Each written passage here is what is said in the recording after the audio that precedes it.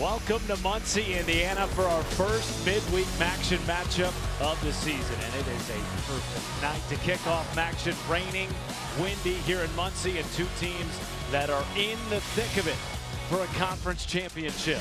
Welcome to ESPN College Football Primetime, presented by Ram Trucks. Ball State and Miami as we turn the corner into November, both suited to make a run at Detroit. Miami, of course, coming off a MAC championship a season ago, and Ball State needs a win tonight to keep pace with those ahead of them. Hi again, everybody. Matt Schumacher alongside the former Ohio State captain, Dustin Fox. It always seems, Dustin, when we get into MACtion in November, you and I are seeing teams that must win. Tonight feels no different. Oh, there's no doubt. Listen, at the top of the conference, it's a logjam. 7 teams have a chance to make it to Detroit. Miami's 3-1, Ball State 2-2. Ball State gets an L tonight, probably on the outside looking in. Meanwhile, for Miami, last year they won the MAC championship game without Brett Gabbert. He missed the final 6 games of the regular season with that gruesome leg injury. Wasn't sure he would return this year, but boy, has he been good since the start of MAC play. Well, there's no doubt, and they win 4 of their last 5 games, so they feel like they're hitting their stride at the perfect time. Entering November, midweek MACtion, it's the time for teams to really separate themselves, and with so many teams at the top, this is a big night for Brett Gabbert. A young man who has helped Ball State separate a little bit over the last few weeks. Tanner Koziel, who's been one of the best tight ends in America. Oh, he has. I love watching this guy play. His game is off the charts. We'll play on Sundays at some point. 6'7", makes all the catches. Has gotten better as a blocker as well, which is something you want to see out of these tight ends who just typically become pass catchers. He is a guy that does it all. Needs just 4 catches tonight, Matt, to be the all-time leading receiving tight end in Ball State history. He had 2 touchdowns in their win against NIU a week ago. They need another one tonight against a Miami team that has won 4 of its last 5. Kickoff in Muncie next. Pete Lembo has seen his Ball State Cardinals win 3 games this year on the final possession. Jawan Edwards to the edge. Touchdown, Ball State. A sister or family member run onto the field and celebrate with the family member after a touchdown in an overtime of a game. This is the first carry for Sean Tyler, dashing through the snow. Touchdown, Western Michigan. So we're gonna fire it down there. It is caught. It's going to be intercepted. The Eagles win the game. Down 21-0. They don't panic. They come back and get an improbable win. What a game. MACtion at its finest. And it is the return of the MAC tonight in Muncie. Rainy, windy, and we are ready to kick this thing off. Matt Schumacher, Dustin Fox with you for a little primetime college football on election night in America. Ball State won the toss, elected to defer, so we will see Miami's offense on the field first. And away we go from Schumann Stadium, where Brett Gabbert has led a resurgent Miami offense. This is a team that lost their first 3 games. They have since won 4 of 5, Dustin, and he is a big reason why. Oh, there's no question. I mean, this offense has really, come to life, especially those last 4 or 5 games. Scoring over 30 points is something they would like to do. And, for a team in Ball State, they've been susceptible to the big play. So an opportunity here tonight for Gabbert to have a big night.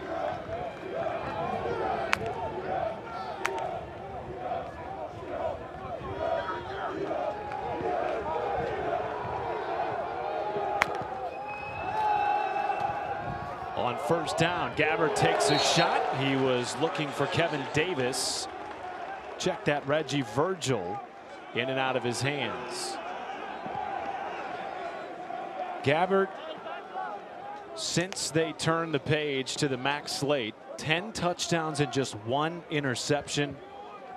And as head coach Chuck Martin told us, really in the second half of the Toledo game about a month ago is when he started looking like his old self again. Well, it takes some time to come back, and that was a really devastating injury a season ago at Toledo, middle of the year, and didn't have the opportunity to get back with his team. Flushed out of the pocket here, finds Virgil. And they're going to give him about 5 or 6, making it 3rd and manageable after the tackle by the true freshman DB Eric McLean. And you referenced it, Dustin. This is a young Ball State defense. They replaced all but one starter from a year ago, and they have often throughout the course of the year played 2 true freshmen at cornerback. Well, the one player we didn't talk about a lot in the open is Cade McDonald. That's in the top target, I believe, for Miami. He's in the slot top of the screen. And the flag comes in. Ball State defense pointing to Miami. False start. Offense. Number 11. 5-yard penalty. 3rd down. Our referee, Andrew Special, tonight. He has been busy. We saw him Saturday at Eastern Michigan. We got a nice little taste of a little action on Saturday with some late game heroics from the Eastern Michigan Eagles on that Hail Mary.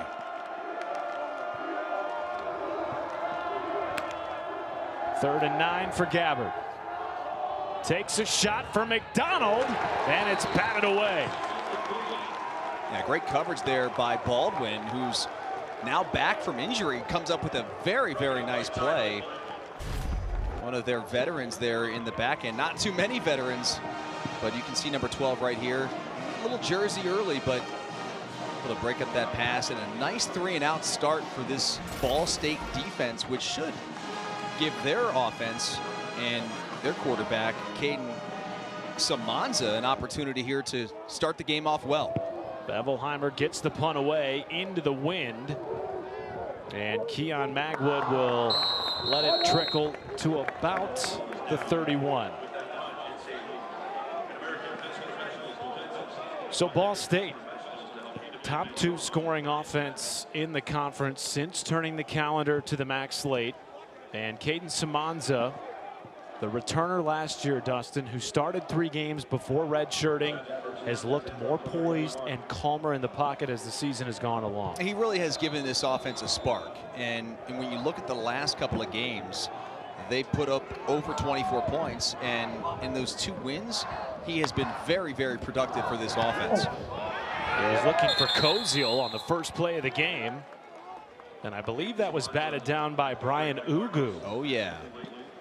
Ugu, one of the top pass rushers in the entire conference. Wears number 8 on the outside, unblocked, but just able to get in there as he beats the left tackle. Chris Hood gets the paws up in the air, nearly comes away with an interception, but a nice play on first down. His defensive coordinator, Bill Brecken, believes he is an NFL talent, and Ball State mentioned him as somebody they are concerned with this year. End around to Cam Pickett. He will get up the sideline and has plenty for a first down before being pushed out by Rayon Strader. 25. It's a heck of a job. Heck of a job here, and a really nice block here on the outside by Tice Farrell. And then Pickett's just sort of out the gate. Watch 86. Just absolutely a phenomenal block. And that's Matt Salopek who gets blocked. That's one of the top linebackers in the conference. I think they're going to review this here. Looked like he stepped out well before the final spot. Early on, little review action from Andrew Special. That last look we had with him coming straight down the sideline was perfect. Right there. Yeah, he's out at about the 43-yard line, somewhere between the 42 and the 43, I think.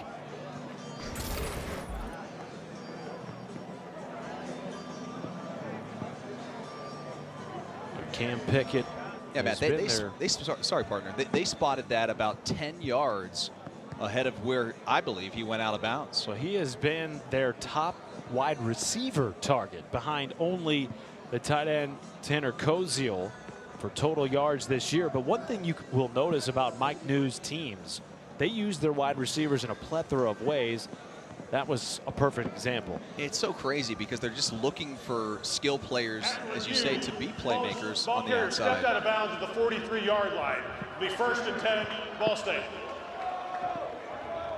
Well, we'll talk more about these playmakers as we go, but nonetheless, they will give him the first down, but about 10 yards shy of where the initial spot was for Ball State. So officially a 12-yard run for Cam Pickett.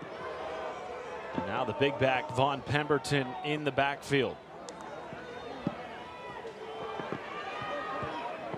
This time it is Kyle Kelly who will keep, and Ty Wise was there to snuff that out.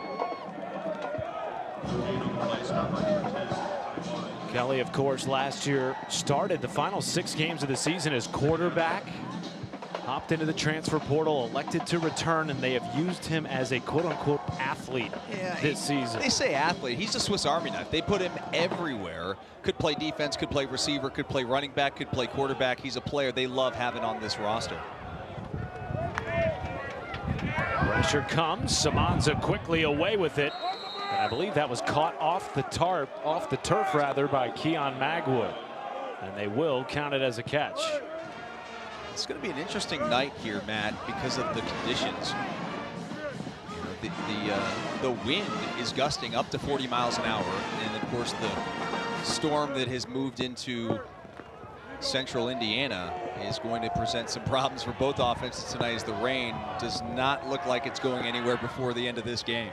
And yet both teams have come out throwing to start this game. Samanza on 3rd down under pressure, and his pass is intercepted. Miami with the takeaway. Rayon Strader winning it back for the Red Hawks. Well, just a mistake here by Samanza. You know, immediately if he goes to the flat, they're going to pick up the 1st down. Instead, he steps up in the pocket, looks off to his left, comes back, and doesn't really see the defender as he throws the football. Just a forced throw that he would love to have back. That's an easy one for Strader, and now great field position for the Red Hawks. Well, both coaches were adamant with us in a game like this. Turnover margin would be huge. Last week, Ball State +4 against NIU. Tonight, -1 to start. And good field position for Miami on their 2nd drive of the game.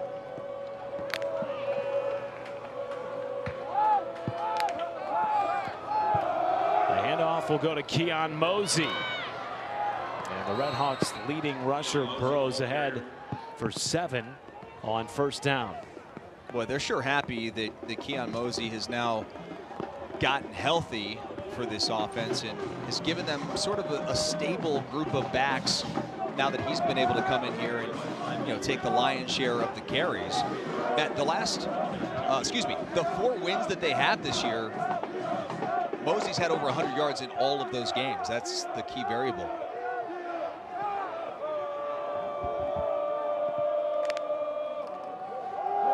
They go right back to him. And the spot is very close to the 1st down marker, though I believe just short, after the tackle by Nathan Reichert. And they will, in fact, move the chains. Yeah, he's rushed for 100 yards or more in 3 straight. And that, coincidentally, has allowed them to score 30 or more in all 3 of those games. Their offense is clicking on a level we have not seen this year. Yeah, I mean, the start of the season can be a little bit skewed. You're playing a lot of, you know, Power 4 conference opponents. And, yeah, they got off to that 0-3 start. It was tough, and they have certainly bounced back here in conference play. Fake it to Mosey. Gabbert takes a shot. Looking for Tracy, and it's off his hands just in front of the end zone. Well, he got behind the entire defense there. It was George Udo, number 10, and then on the other side, Miles Norwood, 26, is playing the corner spot from the outside. That does hit Tracy in the hands. Fortunately, it was just one hand. He couldn't corral the football, but that was a well-thrown football by Gabbert.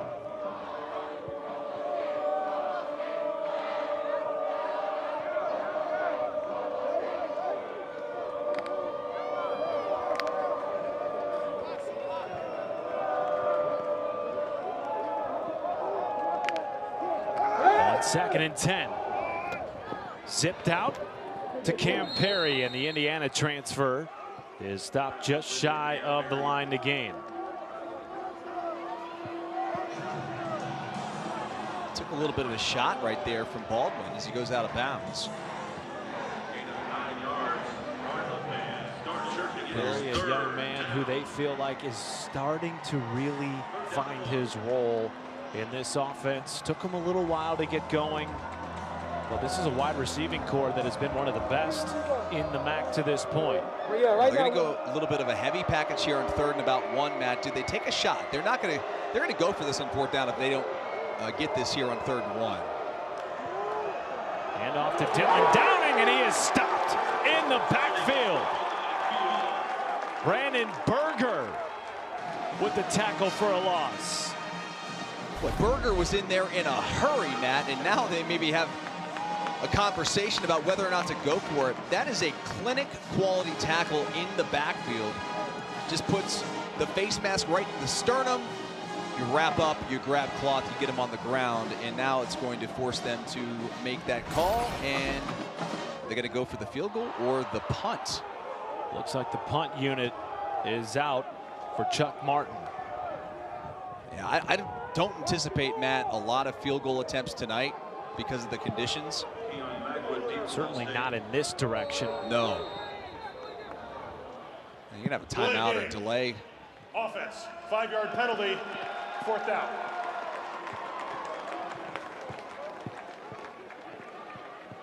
Not the worst thing in the world here for Alec Bevelheimer. Gives him a little bit more room to work.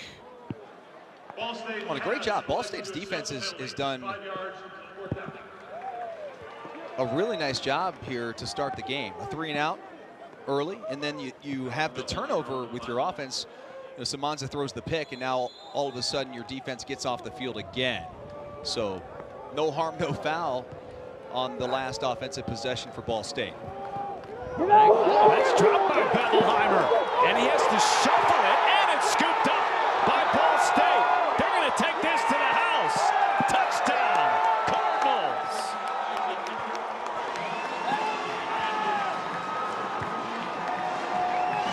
And it was Brandon Berger again who made the tackle for the loss to set up 4th and long. Runs this all the way back to the house. Talk about doing it all. You know, that is just a dropped snap, or I don't know what the heck happened there by Bevelheimer, but, you know, at the last moment, he's trying to get rid of the ball.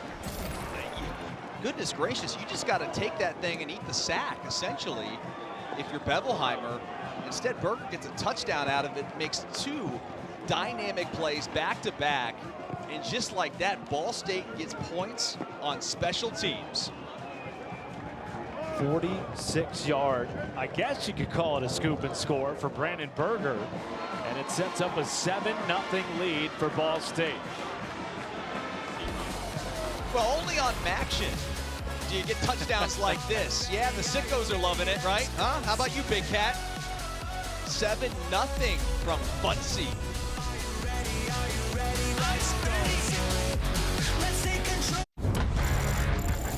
Welcome back to Muncie, where Brandon Berger has been a one-man wrecking crew. Yeah, you ever had a smash burger? That's what that was right there by Berger. Sorry, that was funny for a second. But no, how about this? Comes right back the very next play with a pick 6 unlike any you've ever seen on a punt that was dropped by Bevelheimer, picked up. It's an interception, essentially, Officially right? an interception. Yeah. And the first interception of his career for Brandon Berger. By the way, I did have an excellent smash burger tonight from Roots Burger here in Muncie. Shout out to you. It's not on your diet, partner. Moving along, let's look at tonight's impact players built by the Home Depot. Well, listen, I think it's going to be very interesting to take a look here on the offensive side. Cade McDonald, I think he's going to make a lot of plays. And then, of course, Tanner Koziel for Ball State. That is the dude that you'll see on Sundays. Out of really any player in this game, I think he's probably has the highest draft grade going into the NFL. Well, it's the Ball State defense back on the field. They have been excellent to start. They have stopped Miami on both of their drives in the first quarter, and Mosey is going nowhere. That's a loss of 1. Keontae Newsom in the backfield for the stop.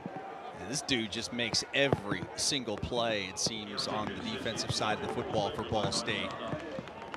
Newsom's been around for a while. the leading tackler for this Ball State defense 2 years in a row. And guess what? He's doing it again. Preseason all-conference selection for a MAC defense that feels like it's starting to get its feet underneath them. Played excellent in the win against Northern Illinois a week ago, and now coming into this game off a bye week. Gabbert will air it out again, and it is caught inside the 40 by Reggie Virgil, snatching it over the outstretched arms of Will Yates. Wow, that is just a great play here on the outside by Reggie Virgil, who got off to a slow start this season, but really has come on as of late. Last week had a monster game, had a huge touchdown reception as well. And you can see at his size, 6'4", to be able to go up in these conditions, Matt, and make that catch at its highest point is very impressive. And a much needed play, explosive play for this Miami offense. 41 yards, setting them up in plus territory.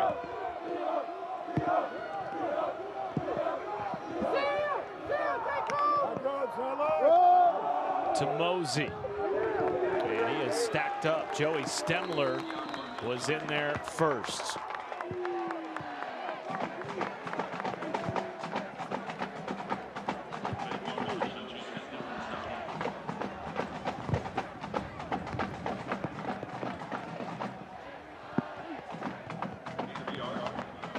Dylan Downing, the Purdue transfer, will cycle in for Keon Mosey.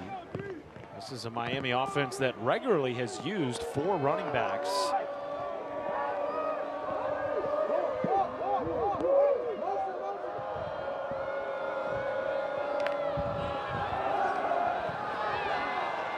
Gabbert overshoots his intended receiver, Javon Tracy.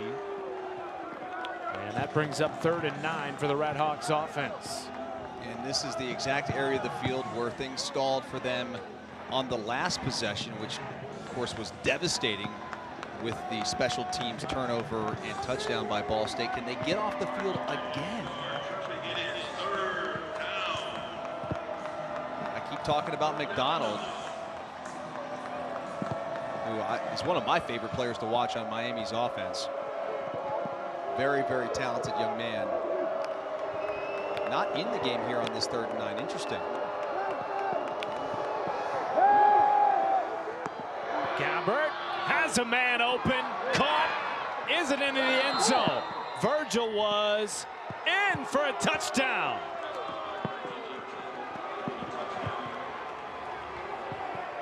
And he now has a touchdown in 4 straight games. How about that response by Miami? That's a heck of a response for the Red Hawks to be able to answer the bell. And at the very end, does he get in the end zone? I don't know. His knee might have been down as McClain's trying to make the tackle at the very end of this play.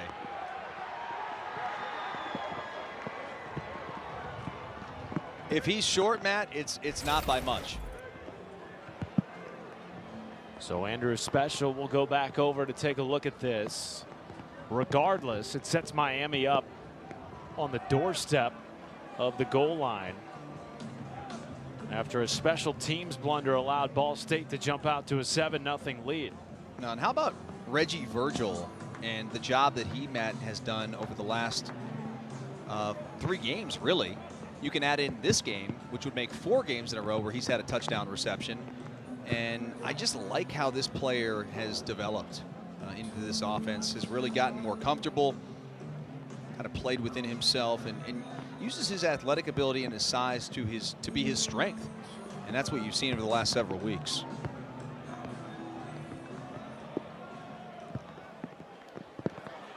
After review, the ruling on the field stands. Touchdown. 4 straight weeks with a touchdown for Reggie Virgil, and we're an extra point away from a tie game in Muncie. Officially a 34-yard reception as he continued to fight to get into the end zone after the catch. Matt, I think that play would have stood either way.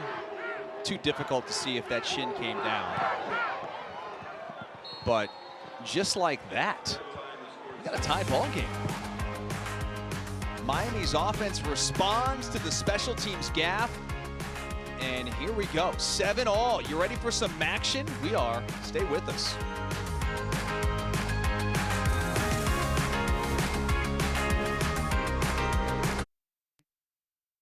ESPN's College Football Primetime is presented by Ram Trucks, built to serve.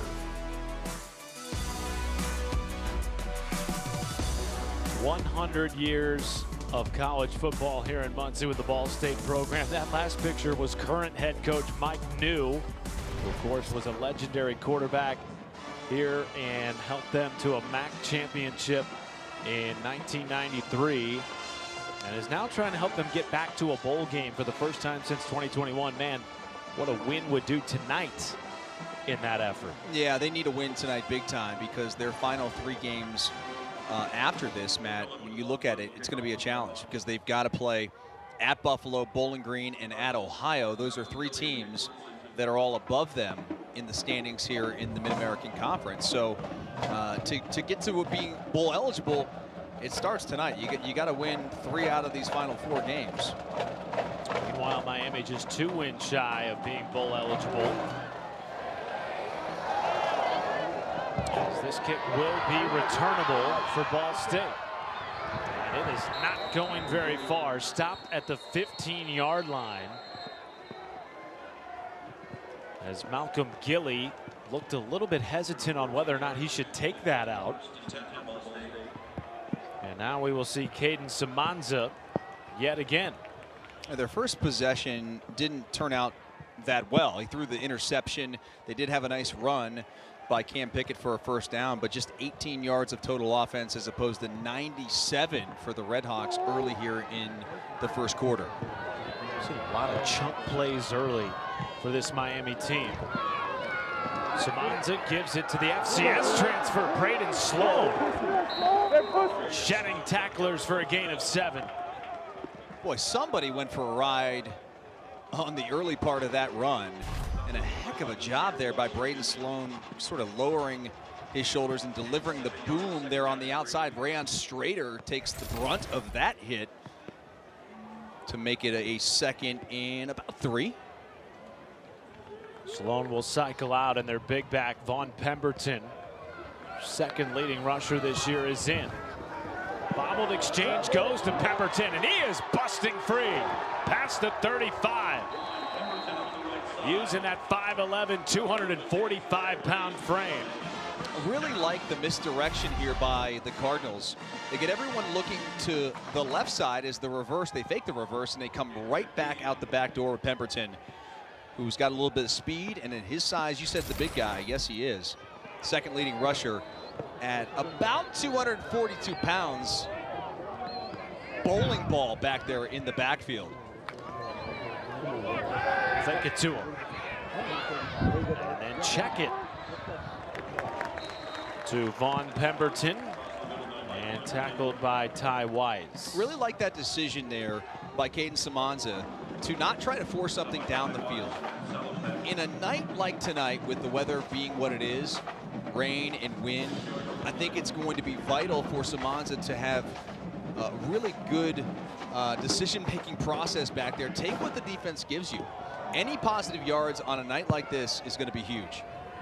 Kyle Kelly in at quarterback, running the Wildcat. Keeps on the option with Pemberton, and is stacked up by the 2nd leading tackler for the Redhawks, Eli Blakey.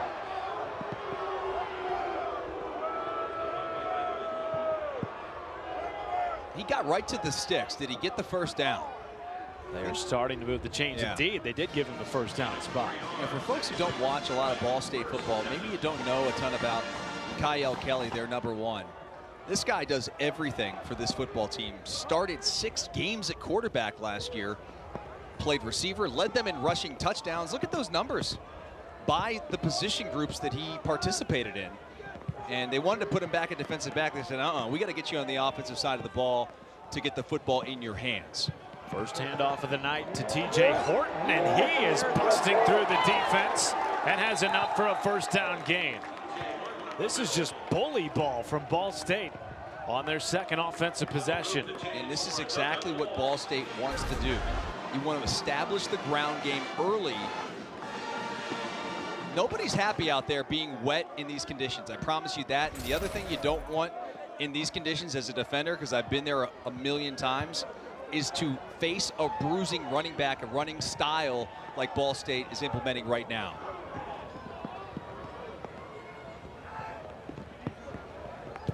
Empty set for Samanza. Pressure coming. And zips it over the middle to his favorite target, Tanner Koziel. It'll be his first catch of the night, as he's now 3 catches away from that illustrious record here, being the all-time leading receiver as a tight end for Ball State. And he's a guy that tested the transfer waters. In fact, he was committed to Louisville and then called Jeff Brom 3 days before he was supposed to go to the University of Louisville and said, "My heart's still at Ball State, I'm returning."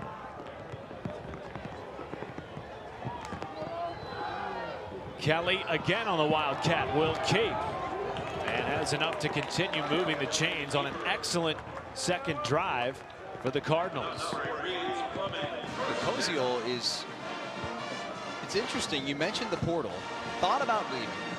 Most guys do. If you're a top player, you want to, explore opportunities. We know what we're talking about, right? Wink, wink.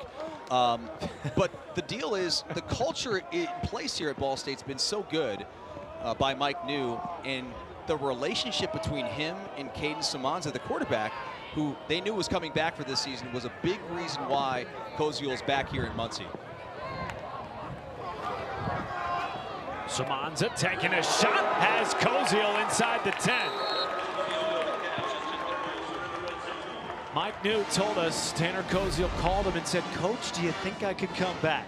Mike said that did not take him very long to say yes. Yeah, was there any pause there from Coach New? No, not at all. And what a catch. I just can't imagine how difficult it is to catch a football like that in a driving rainstorm.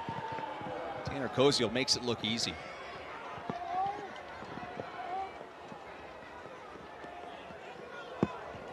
First passing first down of this drive, 23 yards to Koziel, sets up first and goal. Swing pass to Magwood, and he is hit hard by Rayon Strader.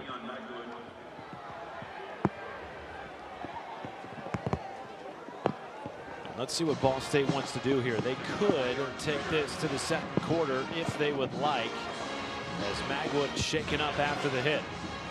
It looks like a stinger to me. Takes a shot from Rayon Strader, and as that left arm is down, I've experienced that a few times. So Ball State will elect to let this roll to the second quarter, but man, what a resurgence after an interception on the opening drive by Caden Samanza. His Ball State Cardinals have just rolled all the way down the field, and they'll look to punch it in to start the second quarter when we return from Muncie.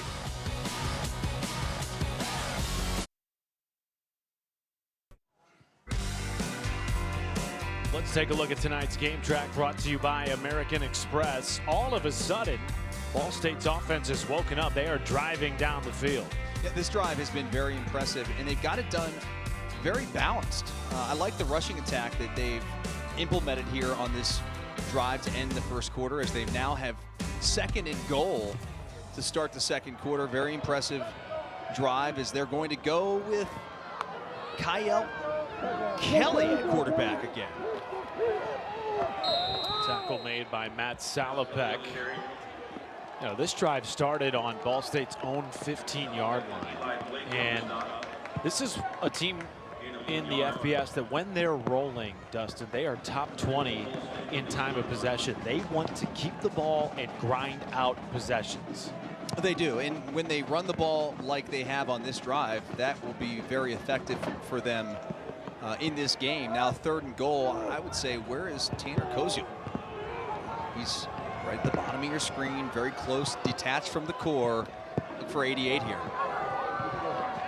Samanza surveying, spins out of trouble, almost lost the football and is driven back.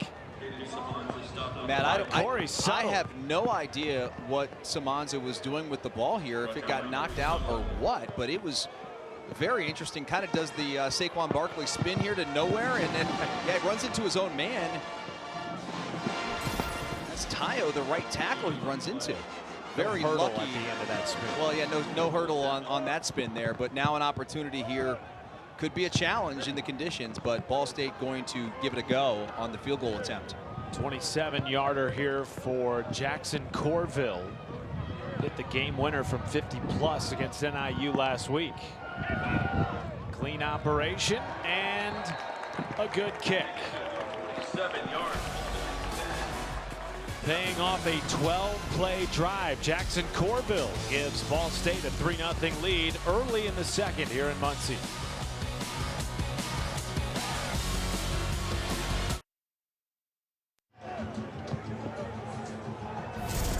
Welcome back to ESPN College Football Prime Time, presented by Ram Trucks. A beautiful night from action here in Muncie. Rainy, windy, and a 3-point game, and we've seen a little bit of everything. A punter throw an interception, a couple of explosive plays by Brett Gabbert, and a 3-point lead here for the home team, Ball State Cardinals.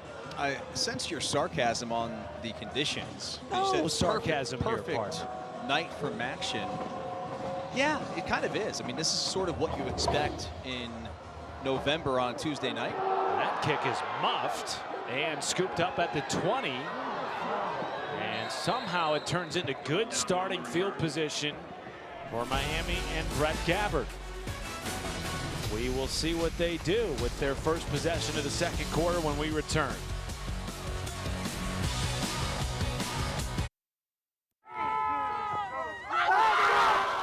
The rain's not keeping the cheerleaders or the fans away here tonight. And what an SEC on ABC College Football lineup we have for you Saturday. Texas against Florida.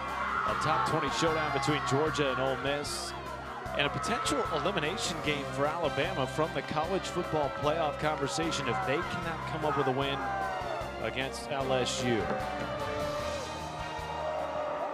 Back here in Muncie, Brett Gabbert back on the field. Led a touchdown drive his last time out. Takes a deep shot. Looking for Reggie Virgil, and it's out of his hands. Wow.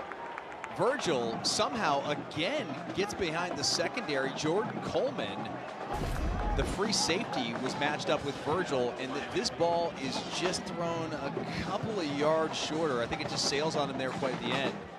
And Virgil may have been in the end zone for a second time. It's interesting here. Ball State playing a lot of tight coverage in terms of man, press man, and they're also bringing their safeties up to the line of scrimmage trying to stop that run, so they're susceptible to that deep ball. Mosey pushes ahead for a gain of 6 or 7 there. You wonder how much the wind had to do with that overthrow from Gabbert. You mentioned it earlier, Dustin. Gusts of up to 30. The wind is now behind Miami's back here for the first time tonight. No, I think it definitely was a factor. When you talk about a throw that's going to go in the air 40, 50 yards like that one did, it's going to be a challenge. And the other challenge with it is going different directions. You know, when you've got the wind at your back, you sort of have to change, you know, the way that you call the game. And certainly for Gabbert, he's got to decide where and how he wants to throw the football.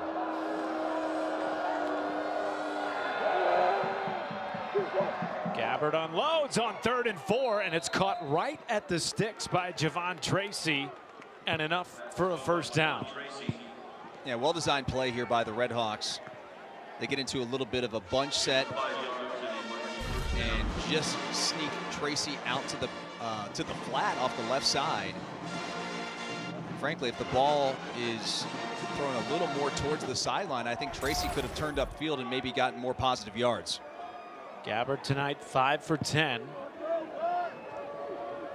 Now has 11 touchdowns to just 1 INT in MAC play this year.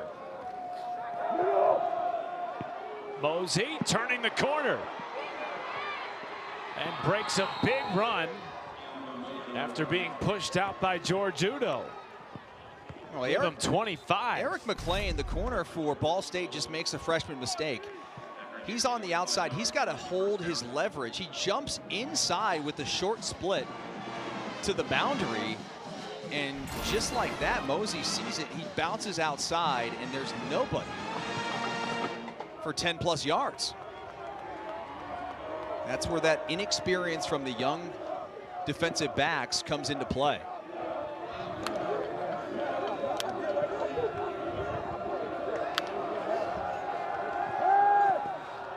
Gabbert throws a dart to the near sideline, caught by Reggie Virgil. And it looks like that'll move the sticks again. Just shy of the yard to gain.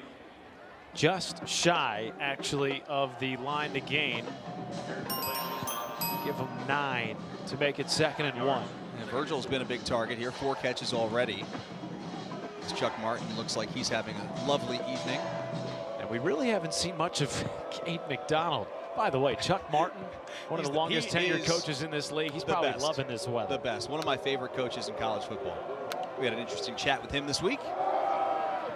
Interesting's one way to put it. There goes Mosey and up for a 1st down. And a good-looking drive here for the Miami Redhawks, who have used chunk plays in this first half, Dustin. Yeah, they really have. You look at their total yards. About half or more have come on chunk plays. And Virgil is a big reason why their offense is thriving to start this game. Miami has been lethal in the red zone during this 3-game win streak. 12 for 12 with 7 touchdowns. Can they get another one here? There's that short split again by Virgil. Do they decide to run again? No. On play action, Gabbert takes a shot to the end zone, and it is incomplete. Again, looking for Virgil. And the Iowa State transfer Miles Norwood with the coverage. Yeah, that's one where it's designed to go to Virgil, and that's basically all Gabbert was looking at on that play. And I say that because if he looks backside, I mean, he's got a receiver in Cam Perry who was in the slot, matched up man-to-man, runs a corner route, and the defender was inside and in a defeated position. So I think Ball State sort of gets away with one there as Gabbert was looking all day at Virgil.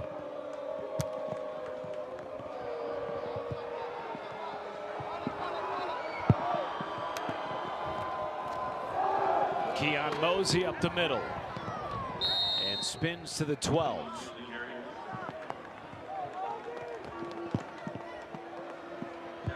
Third and manageable after the 6-yard run by Keon Mosey. Yeah, 3rd and about 5. I like the way Mosey runs. The guy gets north and south. He runs with his pads low center of gravity.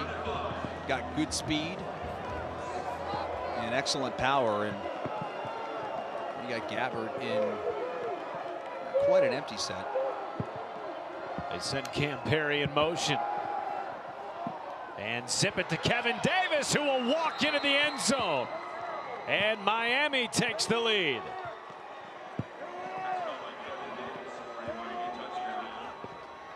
$12 yards for his 2nd touchdown of the game, of the season rather. And this was beautifully executed. Yeah, a little bit of a delayed release. I think it was an option route where Davis can decide to go inside or outside. He goes out there, he sees and feels the defender playing to the inside. He breaks it out on an easy out cut. And because they're in man coverage, nobody sees him until he's walking into the end zone.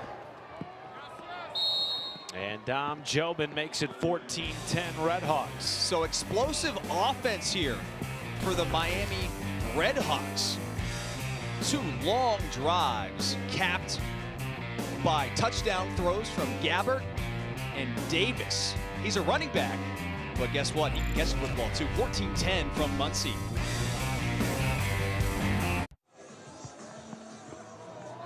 Kick off your Week 10 NFL Sunday, 10 a.m. Eastern with the Countdown Crew on ESPN and the ESPN app. They'll have all the early breaking stories, injury updates, previews of each game right up to kickoff. And then we're on to Week 10. Monday Night Football. It's the Dolphins and the Rams at SoFi Stadium, 8 Eastern, 5 Pacific on ESPN and ESPN Deportes. Sean McVay, current head coach of Los Angeles, former wide receiver standout at Miami, and now in the cradle of coaches as of this year. Yeah, pretty cool, pretty special. Always talk about the cradle of coaches, and I'm guessing he's the youngest one, or one of the youngest ones that have been inducted into the cradle. Meanwhile, back here at Muncie, Miami has its first lead of the game after an excellent drive led by Brett Gabbert with a mix of run and pass. Now, how does Ball State respond? Because their last drive, Dustin, went 12 plays and ended in a field goal. Yeah, they got inside the 10-yard line, then it stalled. I just think against this Miami offense, you've got to put up touchdowns. 3 points going to be very difficult to win a game. When you come into a game and you're a double-digit underdog. And by the way, they were against NIU as well. They pulled the upset against the Huskies, looking to do the same tonight. Well, certainly Ball State's offense has been able to score points in MAC play, averaging over 32 a game. That's good for second in the league. Zipped out to Cam Pickett. Gain of 4. I do like how Ball State has spread the football around. Multiple guys carrying the football, finding ways on the outside to spread it around. We saw Tanner Koziel have a couple of catches on that last drive as well. And I do think for them to pull the upset, Matt, talking about Ball State, Tanner Koziel, 88, he's going to have over 100, and certainly going to have to find the end zone, I think. 2nd and 5. The handoff goes to TJ Horton, and he is ripped down by a plethora of Red Hawk defenders led by Savio Frazier.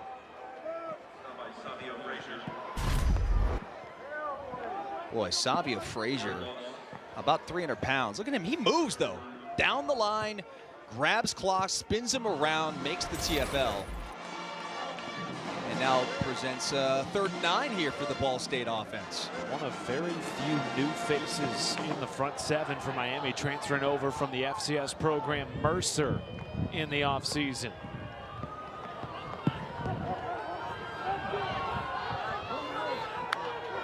Third and 9 for Samanza. Over the middle and caught for a first down. Justin Bowick, who they've been so excited about to get back, Dustin, after missing the first 6 games. Big body with a blend of speed, getting him involved here in the 2nd quarter. Yeah, they're happy he's back because he had a monster preseason. Looked like he was poised to have, a big year. Missed those 6 games, and now back, another skill position that is a threat for this Ball State offense. He is listed at 6'4", 200 pounds. On play action, Samanza taking a shot and has Bowick in a foot race, dragged down at the 5. 57 yards. And he is going to beat the top corner straighter for Miami. Just a burst down the field by Bowick, and you can't state enough that is a tremendous throw by Samanza. There, I think the wind may have helped him because he was able to get it up there, and it kind of died right into Bowick's hands. So back-to-back chunk plays for the Eastern Illinois transfer Justin Bowick. Kyle Kelly running the Wildcat here. Gives it to Pemberton. Check that, Kelly kept it. And a loss on the play. Yeah, this is just not going to work against this Miami defense. When you're down here in this tight red area, Miami's going to basically become a vacuum. They're going to suck up all the air down here. And for Ball State, the last drive and now there on that first down play, the play is taking too long to develop. You can't do that against this Miami defense. They're too good. They're too good inside. And their 2 linebackers are 2 of the best in the conference. So they've got to find a way to get the ball on the perimeter much, much faster than a slow developing play like they just ran on first down.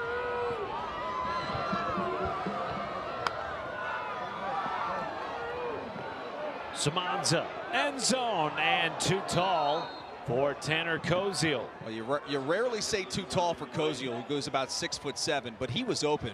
And if that ball is just about 3 feet lower to the ground, that's going to be a touchdown for Koziel. See, nice route. They're trying to find it, but he just somehow gets behind the defense, and he's going to go up over Strader all day, every day if that ball is, like I said, just a little bit lower. We wondered how the battle of the red zone would play out. Ball State coming into the game had scored on 21 straight trips, but Miami has put together the best red zone defense in the conference to this point. 3rd and goal. Samanza underneath and stopped short. He hit Christian Abney, and I believe Matt Salopek was there for the tackle. And now the field goal unit comes on again. So again, we're talking field goals versus touchdowns against a very potent Miami offense. Yeah, Miami's offense has scored 2 touchdowns. The only touchdown, the lone touchdown for Ball State, came on special teams. So the 2 drives that the Cardinals have had into Red Hawk territory have stalled. And we're going to try to get 3 more on the board here. But to your point, partner, these field goals are going to leave you in the L column if you can't find ways to get inside the end zone. Corville for 21 yards. Knocks it right through to make it a 1-point game. This season, All-State will celebrate every field goal and extra point made by participating universities by making a donation to the university's General Scholarship Fund. Thank you, All-State. Back-to-back field goals for Ball State have them within 1 against the defending MAC champion, Miami Redhawks. Well, Friday night, we got a big one in college football. Number 1 Kansas hosts number 9 North Carolina. Allen Fieldhouse, 7 p.m. Eastern, 4 Pacific on ESPN2 and the app. Hard to believe college basketball is already here. We've already had a top 10 matchup. Gonzaga blasting Baylor by almost 40. I didn't see that coming. Man, it was so weird last night watching some hoops as I was laying my head on the pillow. Getting ready for a little MAC football here on a Tuesday. Getting ready for Brett Gabbert. Yeah. Gabbert has been really, really good in this game. Certainly finding his top target down the field. Virgil has had a monster first half thus far. There's the 2nd touchdown reception. Finds Davis. And partner, I just said to you before we came back from break, I feel like this game, at this point, it's early, I know that, but kind of feels like a toss-up. Both teams have been effective moving the ball. The one difference thus far has been Miami has been great in the red zone. Brett Gabbert passing Zach Dysert. Now only has Ben Roethlisberger in his sights. That pass incomplete, and here come the flags. Javon Tracy was the intended receiver, and he got dragged down by Ty Baldwin. Baldwin has seen his fair share of action thus far. Been targeted about 4 times, Pass if I can remember. Defense, number 12. 15-yard penalty from the previous spot. Automatic, first down. Well, you said it earlier tonight, partner, but Ty Baldwin coming back in just his 2nd game in a month after he was out for an injury. Perhaps that's why Miami going to his side. Yeah, when you are a player that has not been in the lineup, you definitely want to come out and at least test that young man early. I think to this point he's held up pretty well, but I think that was actually the right decision by him to grab cloth and take the PI call, because he was beat. And Tracy could have been in the end zone potentially. Hand off to Mosey, and he is ripped down by Brandon Berger, who has had an excellent night. If you're just joining us, had an interception on a punt return to the house, 45 yards for the opening score of the game. Boy, he has really blossomed under defensive coordinator Jeff Knowles. This is by far his best season. You know, you and I were talking about this, like, he had 1 sack in his career prior to this season. You look at this year, goodness, he's got 5 sacks already. And 3 of those came in the 4th quarter against Toledo earlier in MAC play. Gabbert on 2nd and 9. That's a first down catch and more for Reggie Virgil, who has been the top target tonight for Miami. You can see how slippery Virgil is after the catch too. It's going to be important for defenders on both sides to grab cloth and make sure you secure the tackle. As you can see right there, a missed tackle by the young freshman Eric McLean. Already over 100 yards receiving in the first half for Reggie Virgil. Haven't seen a ton of Cade McDonald in the second quarter. Wonder if he's maybe battling something here as we turn the calendar to November.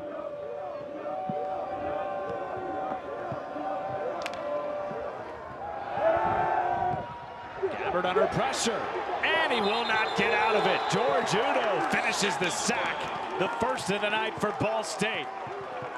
And Scott Hudson was in there as well, a loss of 8 for Miami.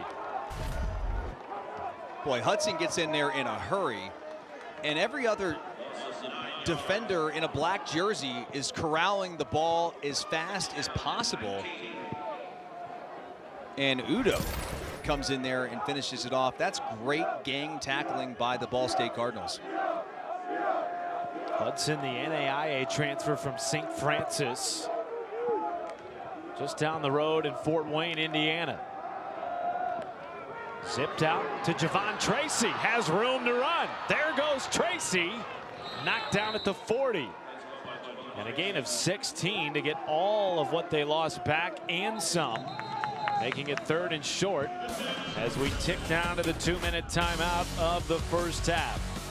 Miami up 1 and driving to close the opening frame in Muncie. I'm Zubin Mehenti. Coming up at the half, Bowling Green, Central Michigan in action. Elsewhere in the MAC, we'll have all your highlights. The first 12-team college football playoff rankings are out. Our national champion, Trevor Matich, has a bone or two to pick with the committee. And where does it all leave the SEC? Matt, we'll see you at the half.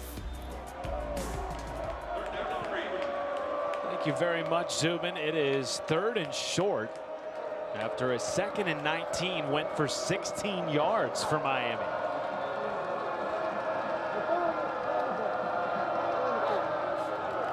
Gabbert looking left, has Tracy breaking free. There goes Tracy, taken down at the 10, and another monster play by Javon Tracy. Give him 30, and Miami right back in the red zone. Yeah, Baldwin again here on the outside has got to make this tackle. I just said it earlier, like if you come up, you've got to break down and secure the tackle. That's just yak.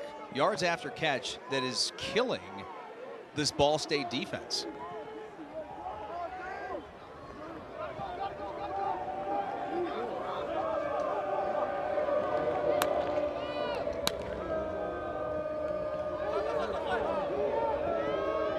Play clock winding down. Keon Mosey up the middle for maybe 1. After Dede Snyder came in from the safety position to make the stop. And Matt, to your point, if Miami is able to get a touchdown here, how devastating could that be for Ball State? Because you had a sack that took them back to create that 2nd and 19. You get the 16 yards on that 2nd and 19, and here you go. I mean, the 3rd and 3, you're down inside the red zone. This Miami offense has been really, really good tonight outside of really one drive. Both teams with all 3 timeouts. Ball State not electing to take any. They will get the ball to start the second half. Gabbert, end zone, touchdown! Wide open, Javon Tracy for a touchdown in now 3 consecutive games.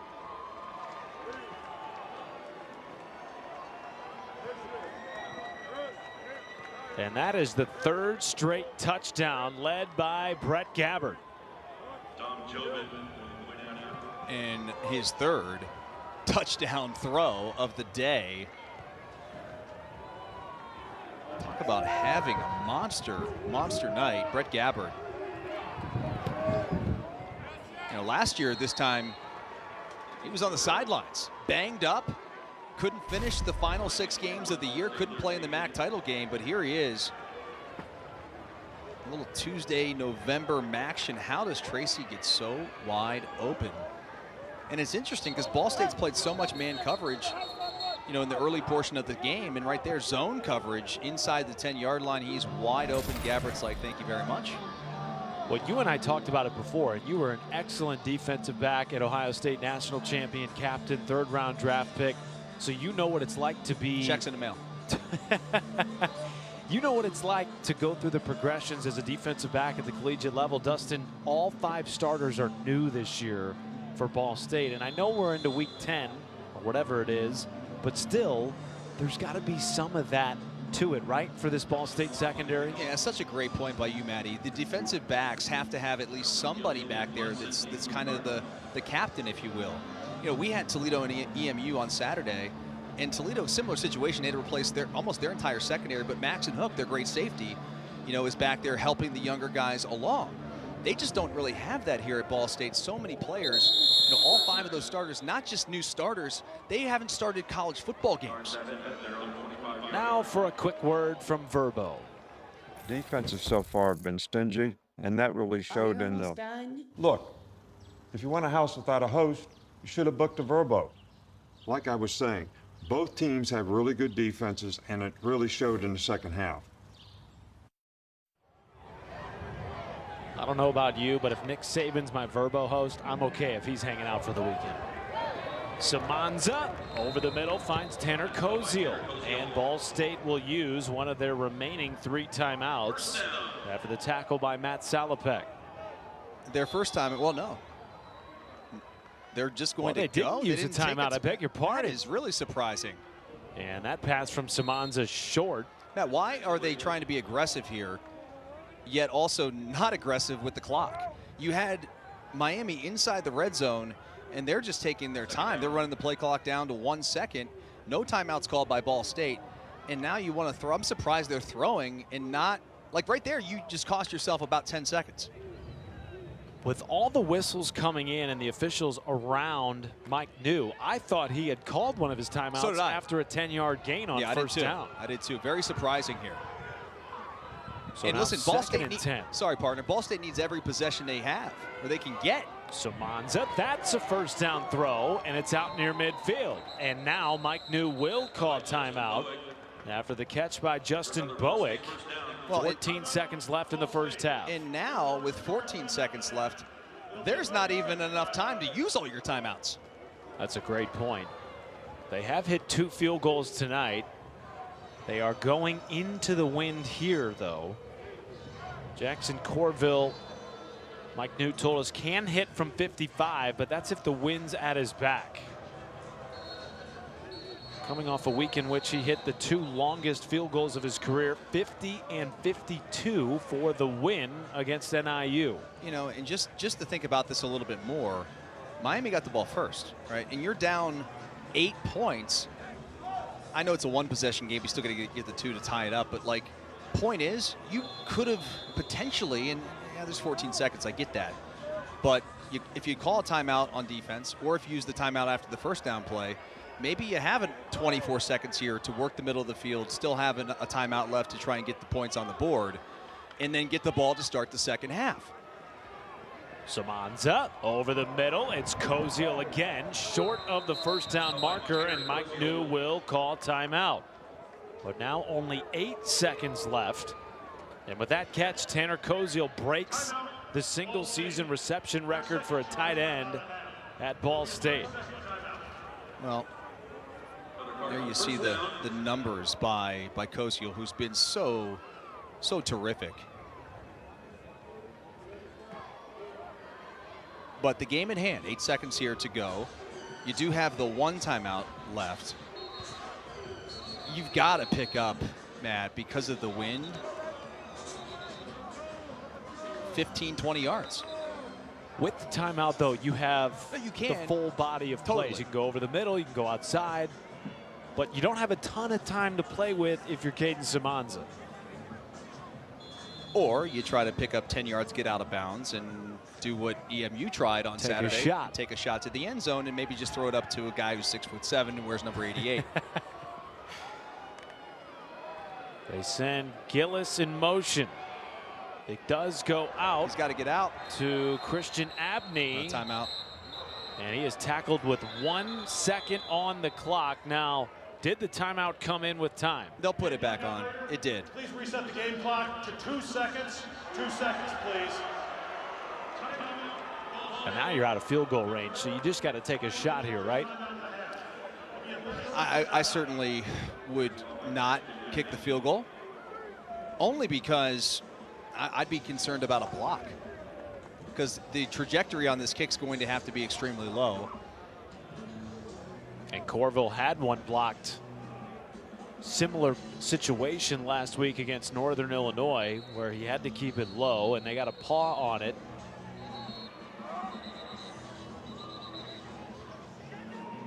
And Mike New is going to send his offense back onto the field here. Ball State does get the ball to start the second half. What do they draw up here for the final play, presumably, of the first half? You want to recreate Saturday again? Let's do it, partner. Samanza buying time. Under pressure. Hit as he threw. And it is intercepted. Picked off by Corbin Hondrew. A flag is in as he gets it out across the 35. And will it be the final play of the half? Yeah, there was a really good pressure there by Adam Trick of Miami. Great interception. This will be on the return, most likely declined in halftime. Third interception of the year for Corbin Hondrew. And the second pick of the night for Caden Samanza, who hadn't thrown an interception in the last 3 games for Ball State. After the interception, illegal block in the back, returning team, number 11. Penalties declined. That's the end of the first half. So Miami's defense avoids disaster on the final play of the first half. Ball State will get it when we come back. Miami with 3 straight touchdown drives to close the opening frame here in Muncie. And the Red Hawks in search of their 4th straight win as they continue their quest for back-to-back MAC titles. This halftime. More explosive plays than I thought, and I'll take that.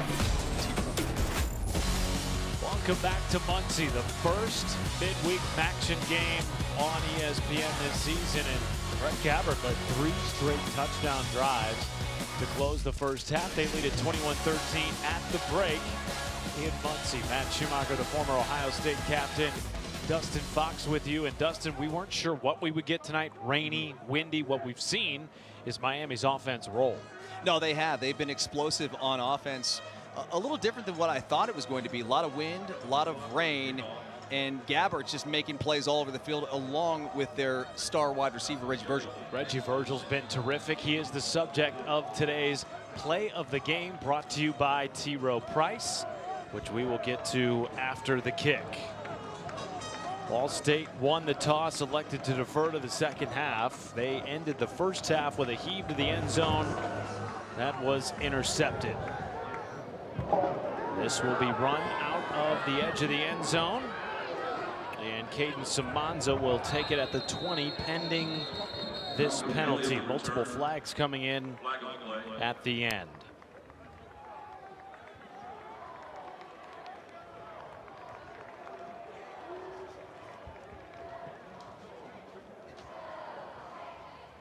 During the return, holding, number 18 of the return team. 10-yard penalty from the end of the run, first down. And now our dynamic play of the game presented by T. Rowe Price. Yeah, this was in the first quarter. Gabbert is able to find his top target, Reggie Virgil, down the field, breaks a tackle over the middle, extends to the end zone, 34 yards to the house for Mr. Reggie Virgil. His 4th straight game, by the way, with a touchdown reception from Brett Gabbert.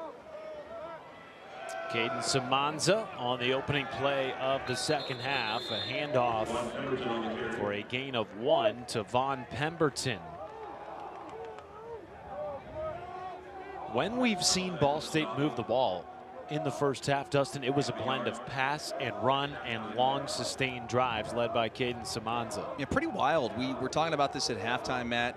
Have you ever seen a first half where the time of possession was split almost? It was 16 minutes, 16-0-0 and 14-0-0 for Ball State. Both teams almost equal there in terms of time of possession. And it's interesting because Ball State loves to control the TOP. They'd like to flip that here in the second half. Yes, they would. And we're going to have a timeout from Mike New here. Timeout, Ball State. Their first charge timeout of the half. Play clock was winding down. And this is a game that has significant importance for Mike New and Ball State. They have a gauntlet of a schedule to close out MAC play. And when you look at these first half stats, doesn't anything jump out to you in particular?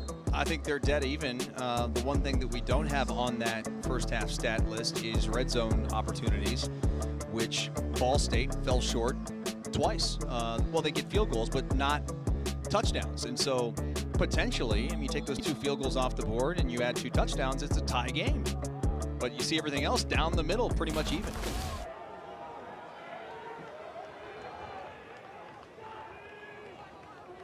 Coming into this game off a win against Northern Illinois, then a bye week. The handoff on the sweep to Cam Pickett. Will make it 2nd and medium after the tackle by Rayon Strader. Make it 3rd and medium. Ty Wise on the stop. 3-yard gain. They're down. It's interesting. Miami's defense, they played well, certainly in the red zone as we just talked about. But Matt Salopek, who is their top tackler, their main star on defense, wears number 15 right there in the middle of your screen. He's been a little quiet tonight. Did have an impact on that previous 2nd down play, but we'll see if Salopek can be more involved in some disruptive plays. Pocket closing on Samanza, checks it down to Brandon Sloan. Braden Sloan, I beg your pardon. He does have enough for the first down.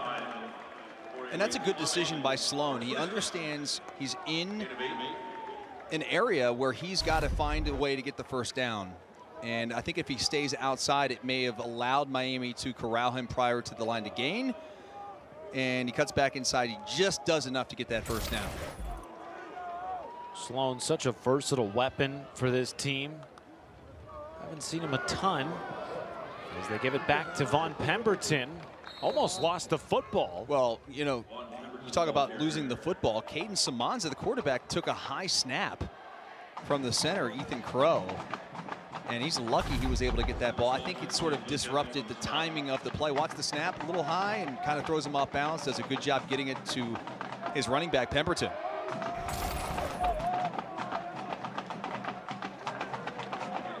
And now TJ Horton cycles in at running back as Tanner Koziel comes on for the first time this drive. Flipped out to Pickett. Blocking in front from Koziel, and that might be enough to move the chains after the tackle by Oscar McWood and Ty Wise. And indeed, it will be enough for a first down.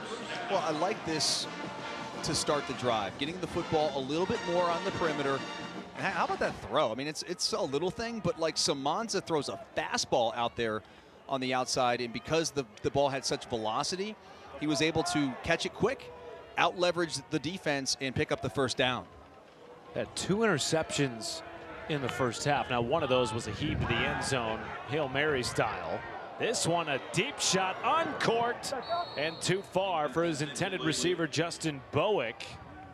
And again, the wind is blowing heavily behind Ball State to start the second half. Yeah, there's no question. We saw it in the first half with Brett Gabbert, who tried to find Virgil down the field on a very similar post pattern that Ball State just ran right there. I think on those throws, you got to put a little more air underneath it because you're not sure exactly how much velocity behind the ball it's going to have, and allow your receiver to run underneath it. Pickett in motion, fake it to him. Pemberton bobbled exchange, but turns it into a positive gain.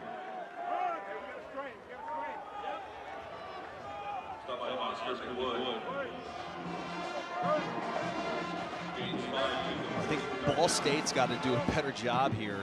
They're very lucky that the last couple of plays, ball security has been a little bit of an issue. You said it right there. It looked like he kind of bobbled it. You had the snap that could have been a disaster as well. But now 3rd and 5, promising start to this drive. Can they keep it going?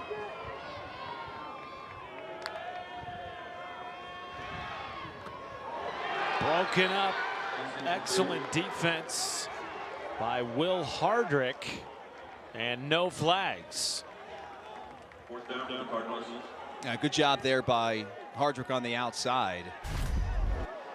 Just working, trying to get a slant, something quick.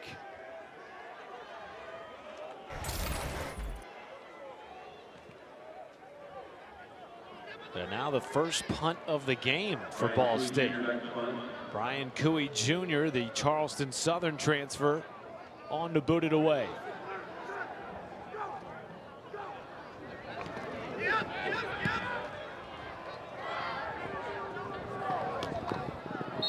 And Kevin Davis fair catches it inside his zone 20 after a punt of 42 yards. Miami, Ohio finished the first half with 3 straight TDs, looking to keep it going with their first possession of the second half. Back in Muncie for a battle of Matt Grace. We welcome you back to ESPN College Football, presented by Ram Trucks. And Miami's offense tonight started off slow, Dustin. They were 0 for 2 in terms of scoring on their first 2 possessions. Since then, 3 straight touchdowns. Yeah, you thought that the Ball State defense was going to, get into a little bit of a rhythm, try and throw off the Redhawks. Not the case. Play fake. Gabbert under pressure. Getting away from it. Gabbert with room. Has a first down and more. And slides across the 40 on a show of some athleticism by the 6th year. A gain of 18. Yeah, he doesn't run that often, but surely a capable runner when necessary. He was nearly sacked by Drew Hughes in the backfield. They just can't get him down. And that's a nice gain. That takes his season rushing yards from -5 to +13, partner. Sack shouldn't count. I agree with you, by the way. Keon Mosey in the backfield alongside Gabbert. They'll give it to him.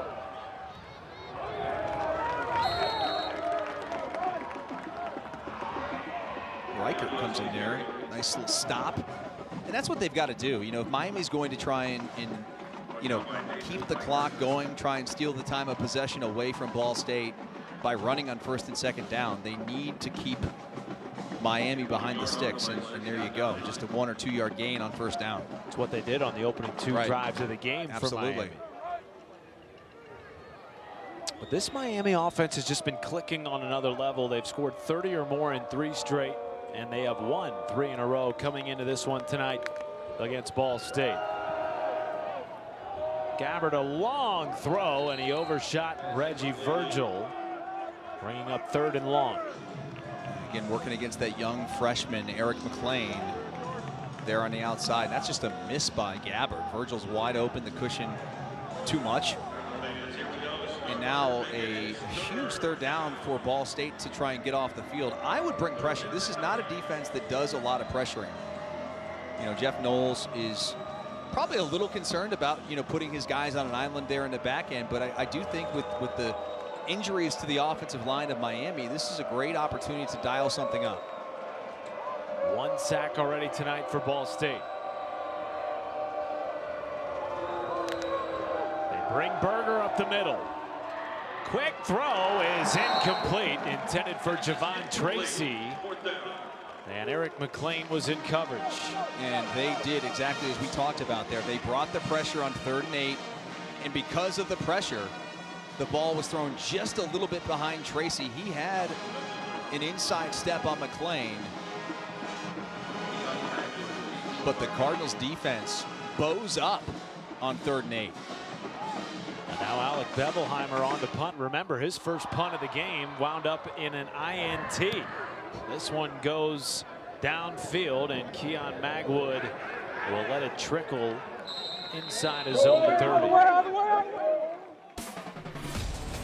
In the words of Dustin Fox, the Ball State defense did bow up, and they'll get the football back to Caden Simonza and their offense after this.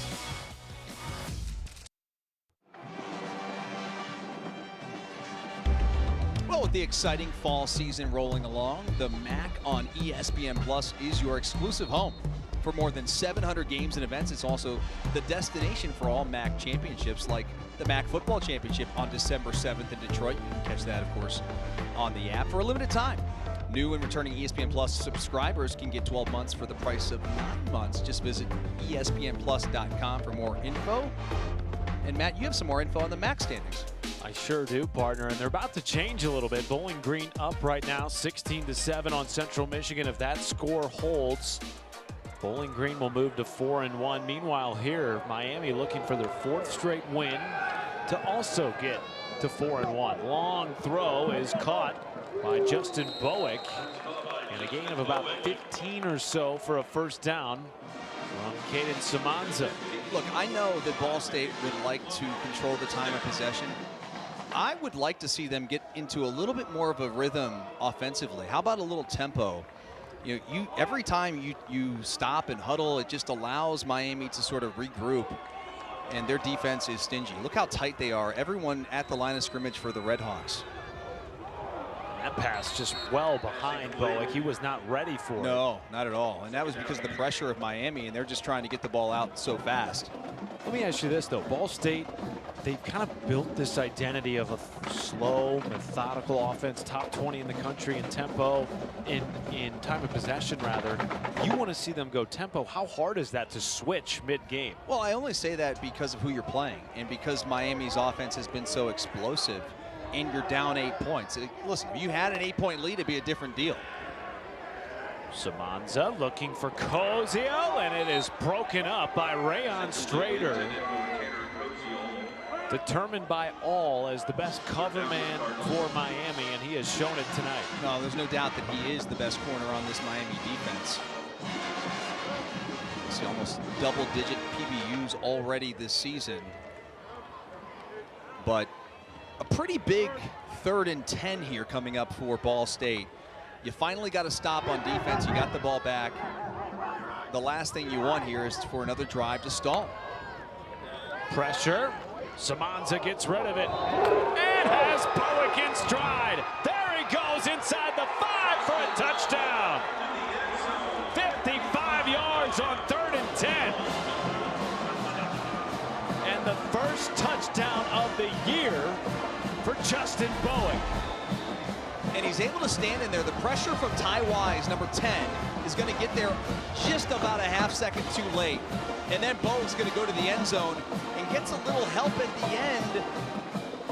Pushed in by Caldwell, and he's kind of shaking his head like, what am I doing? I just helped him out. I gave him a little extra boost there to get to the end zone. And now will they go for 2? I think that they will. Or no. Well, there's an official's timeout. A Miami player is down. It looks like Rayon Strader. Yeah. That's not good news. How about Justin Bowick? Dude is balling. 5 catches, 150 yards. The coaching staff all told us this week they were so thrilled to get Bowick back into the mix. This now his 3rd game after missing the first 6 with an abdominal injury. That's that blend of size and speed that the coaches, including Mike New, raved about. Yeah, there's a few guys here on this Ball State offense specifically that have been, you know, FCS players or, you know, even some lower levels than that. I mean, they're scouring the portal trying to find anybody they can that fits into their culture, into their dynamic offense, and Bowick has been one of those guys. Obviously, he's been banged up. It's so good for them to have him back. He did play at Eastern Illinois until the 22 season. Had a great year. I believe the Panthers, Eastern Illinois, am I right? Pretty good about mascots. So you're shaking your head. You don't know. You didn't even know with the Usher song before the game. That is the longest offensive touchdown this year for Mike New's team, 55 yards. By the way, Rayon Strader helped off the field there, so he will not be on for this potential game-tying 2-point conversion attempt for Ball State. Matt, where would you go? I know where I'm going. Well, Kyle Kelly is lining up in the backfield in the Wildcat with Vaughn Pemberton next to him.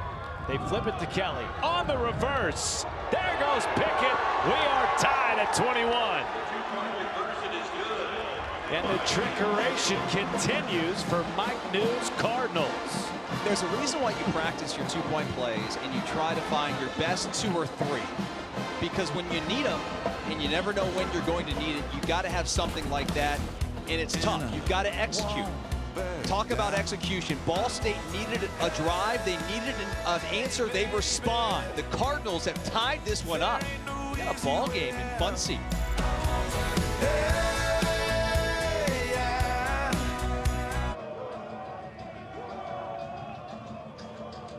What a great route and a release by Justin Bowick. Let's go back and look at this. Man coverage, Rayon Strader is the corner, and it's just a win route. A go ball on the outside, it's man free. The safety's late. That's Caldwell, and a beautiful throw by Caden Samanza to tie this game up at 21 apiece.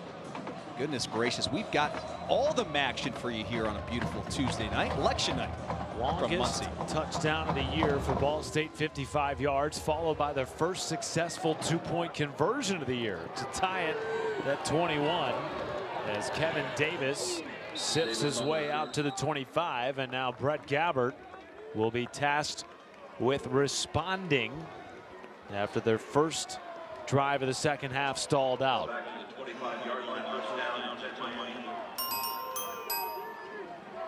Miami gets punched in the mouth there a little bit on that last drive. A big drive here now, halfway through the third quarter. Can Gabbert respond? They did a great job at the end of the first half. They had 3 consecutive drives that led to touchdowns.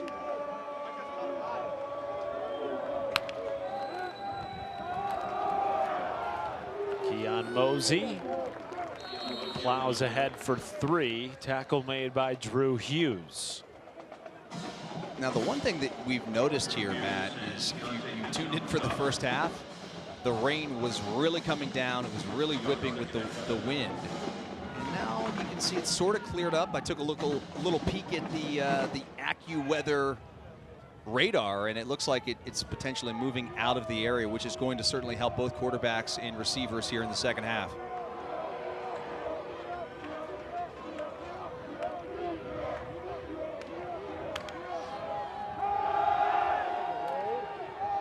Gabbert on 2nd and 7. Lot of contact downfield and no flags. Yeah, I like that no call there too, because you've got 2 guys in Baldwin, and then of course you're talking about the wide receiver right there, Cam Perry, going up for the ball. There's a little bit of hand fighting down the field.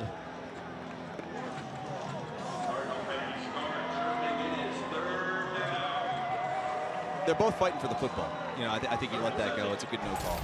So now you turn the page here to 3rd and 7. Last time they had the ball 3rd and long, it was pressure dialed up by the Ball State defense and defensive coordinator Jeff Knowles. What do they do here? Brandon Berger, number 13 in black, looming, and he's coming. Gabbert releases and will not have enough on the scramble for a first down.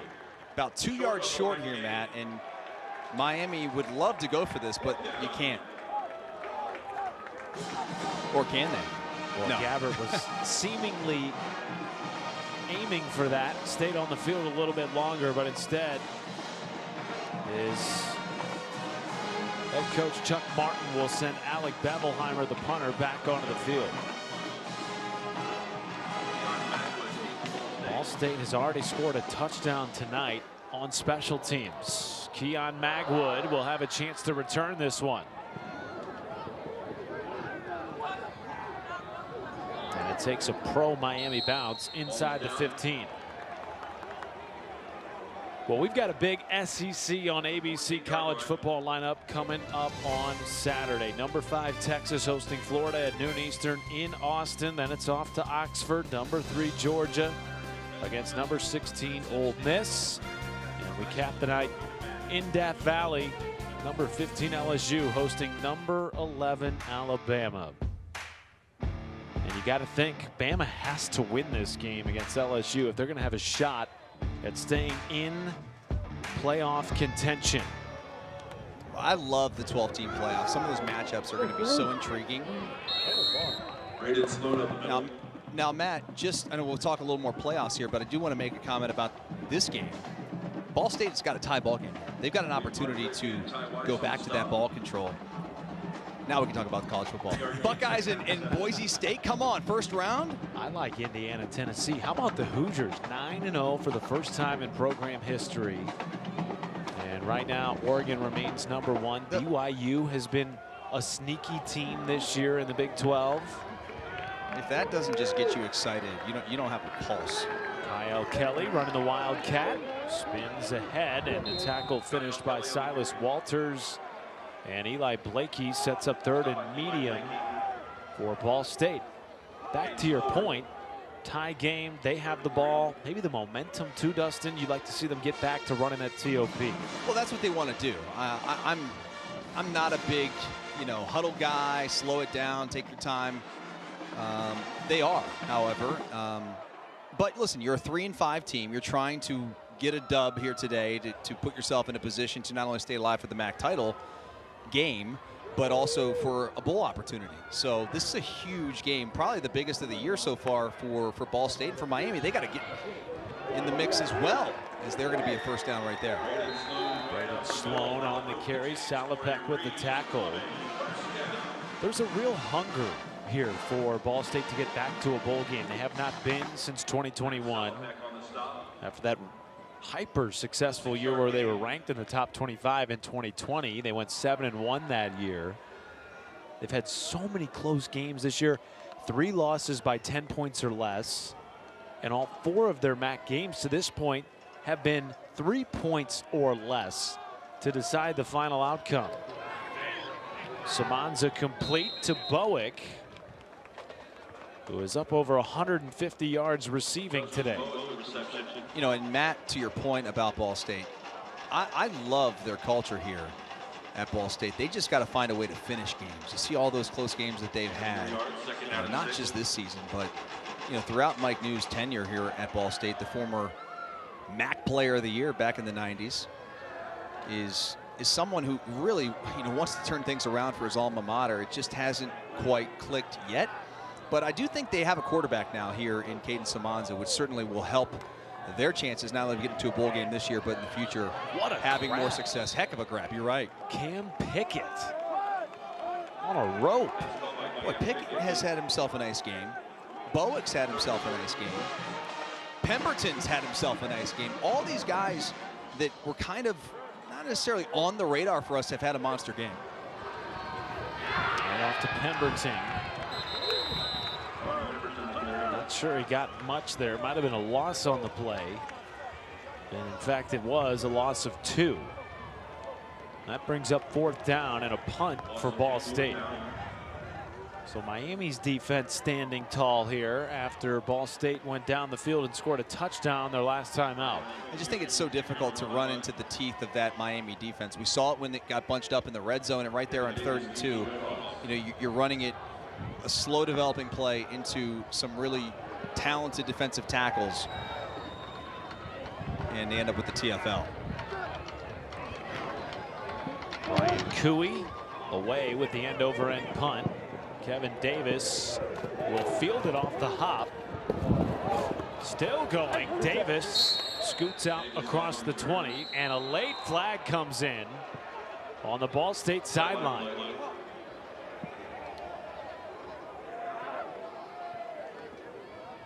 Well, if that's going to be against Ball State, that's a huge penalty. After a 51-yard punt and a 7-yard return, let's hear what Andrew Special has to say. After the play, personal foul, late hit, Ball State, number 15. 15-yard penalty from the end of the return, automatic first down.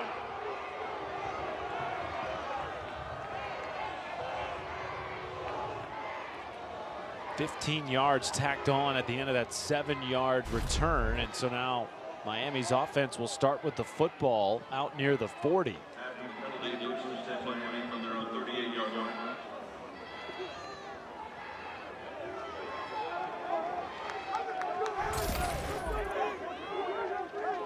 Yeah, just can't have it, and now the Red Hawks have much better field position to start this drive.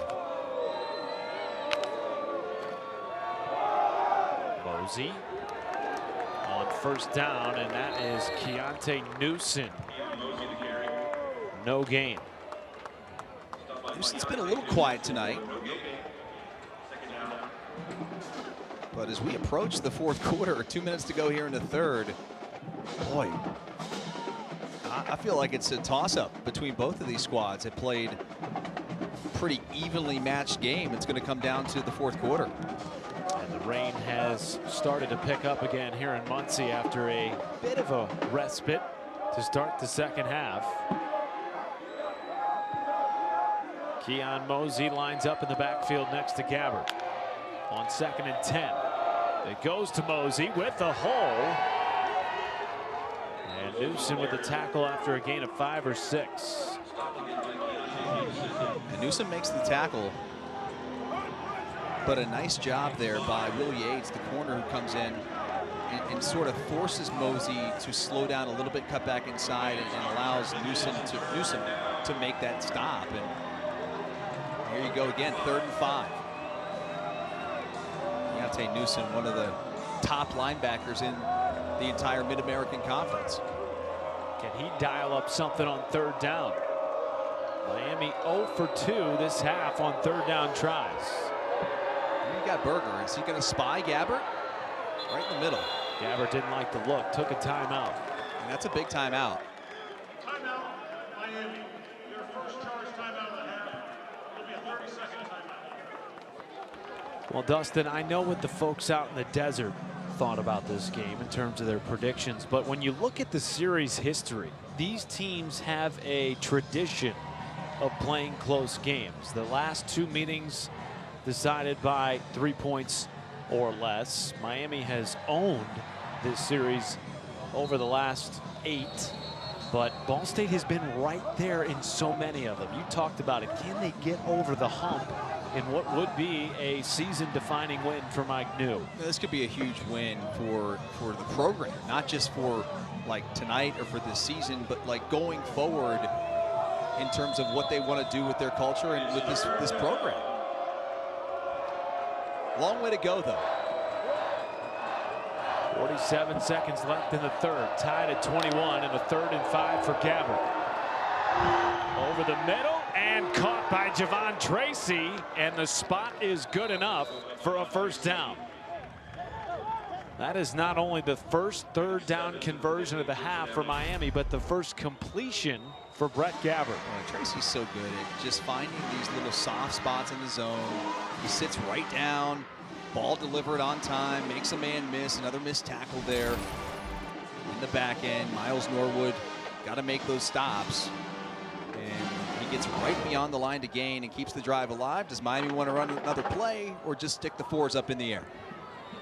Looks like they're taking this to the 4th, tied at 21. How fitting with the way these two teams have played in the Redbird rivalry game.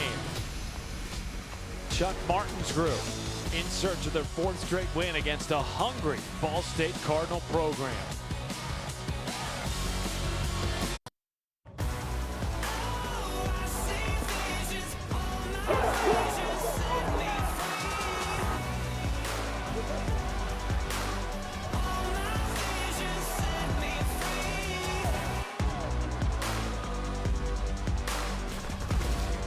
Welcome back to ESPN College Football Prime Time, presented by Ram Trucks. Tied at 21 as we start the 4th quarter, and the ball at midfield for Miami. Gabbert on the play fake, under pressure, and the football sails as he was looking for Cam Perry. And Joey Stemler was in the grill of Brett Gabbert. Yeah, in a hurry. 21 right up the middle. This thing just opens up. Wise is there as well, but he goes off to the right side. And Dylan Downing, the running back's trying to pick up one of the two. He's not Superman, so he's got to take one guy, and that leaves Stemler wide open and certainly put him right in the chin of Brett Gabbert. Rain coming down perhaps harder than it has all night. Oh, yeah, you can hear it. Wind at the back of Gabbert and the Redhawks here. Carry goes to Mosey, shifting off one tackle, and Mosey has enough for a first down after a gain of 15. Mosey's so shifty, and once he kind of breaks through the initial line, so dangerous. You can just watch that ability, just gets up in there, breaks an arm tackle. You're not going to bring him down with an arm tackle. Closing in perhaps on his 4th straight 100 rushing yard game. Had 77 early in the 4th.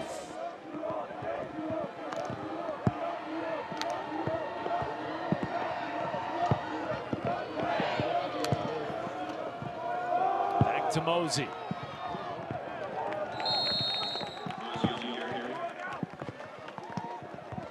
Do they continue to ride him and this versatile backfield for Miami, given the weather conditions, given the fact that this team has been without Cade McDonald, their leading wide receiver for the entire second half, on the sideline without a helmet? Yeah, I think you have to. And Chuck Martin, if you followed his career and how he coaches, they don't care how they win. They don't care about style points. They will do whatever it takes to put themselves in a win column.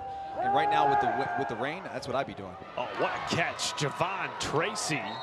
Another first down grab in traffic. Give him 16. Another impressive drive here going for the Red Hawks. Look, Gabbert is not going to get pressured, so he's going to stand there easily. And Tracy runs a nice route. Ball's thrown perfectly timed. Easy pitch and catch. The rain not a factor there. Gabbert now with over 200 yards passing to go along with his 3 touchdowns. He has been money in MAC play. 13 TDs, just 1 interception. Under center. Bootleg. Hits his tight end, Jack Coldiron. First catch of the night for Coldiron, the 5th-year senior from Florence, Kentucky. Heck of a play call. Coldiron, you said it, partner, has not had a catch or a target tonight at all. And right there, the play action, little naked bootleg coming out the backside.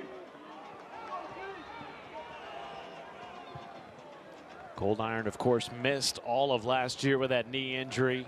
When he found out Brett Gabbert was going to give a 6th year ago, after a 9-month rehab after the leg injury, he decided to return.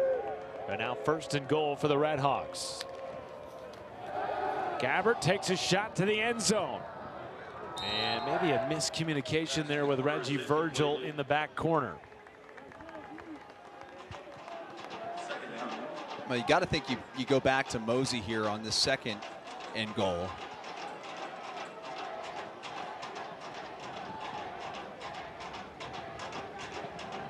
Virgil tonight already with a touchdown. Now has a touchdown in 4 straight games.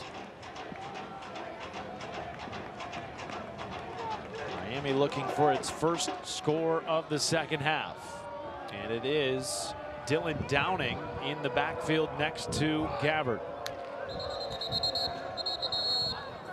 And a timeout called by Chuck Martin before the snap as the play clock was ticking down. Well, that's twice now that has happened here. And Chuck Martin not happy because those timeouts in a tight game, a tie game in the 4th quarter, you're down to 1 timeout.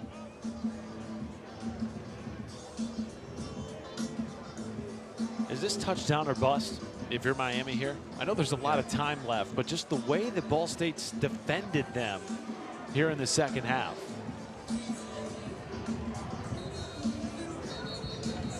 Touchdown or bust on this drive for Miami? Well, I mean, you'll take the 3 points if you have to because it's a tie game. But you score 6 here, you're going to put a lot of pressure on this Ball State offense here to come through in the 4th quarter. Let's see what Chuck Martin has dialed up.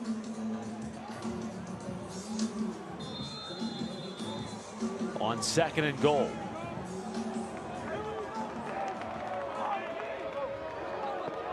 Downing remains in the backfield with Gabbert. Davis in motion.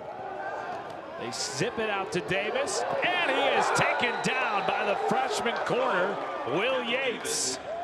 What a play in space for a loss of 6. Yeah, tremendous job by Will Yates. You mentioned the freshman. 5'11", he's about 160 pounds. And that includes his soaking wet jersey tonight because he's a little dude, but he does a great job here. It looks like for a minute that the tackle is going to be missed for a second, but no. He gets him on the ground. It's a loss, and now arguably the biggest third down of the game for the Cardinals defense. From the 10.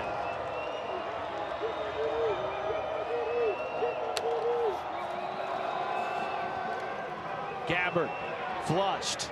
End zone. It is caught, but out of bounds. Incomplete as Javon Tracy tried to make a case for it. Hauled it in, but I'm not sure he got the foot down.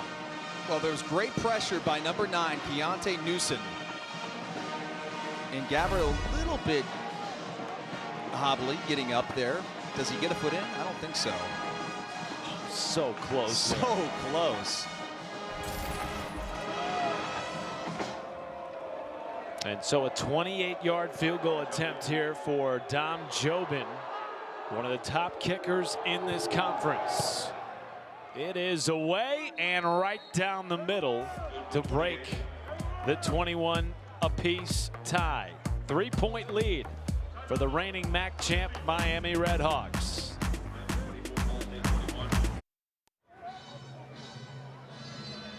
Tight games have been the Mike News specialty. 7 of their last 8 games have been decided by 3 points or less in MAC play. Every single one of their MAC games this year has been decided in the final 2 minutes. They are 2-2 in the MAC so far.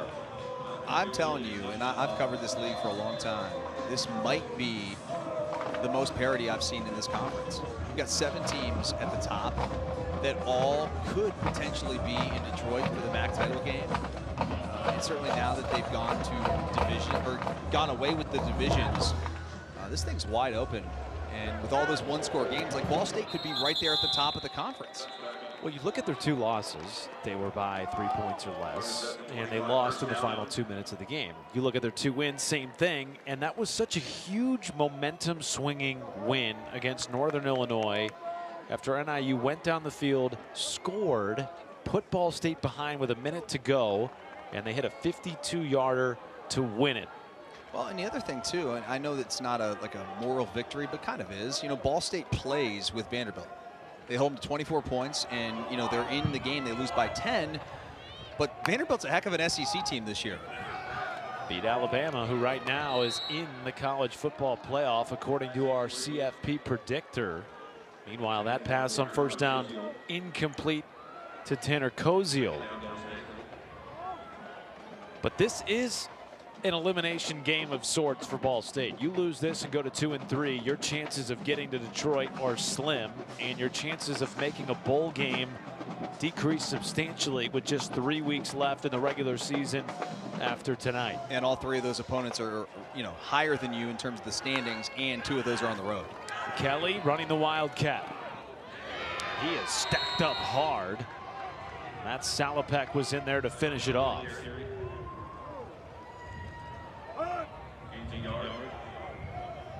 So now 3rd and long for Ball State at its own 25. And a pretty big possession here too, because if you don't get a first down, you go 3 and out. Miami's going to just hammer you with the run game.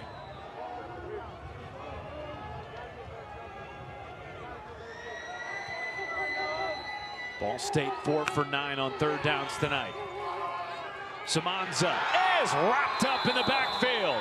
Corey Settle with the sack.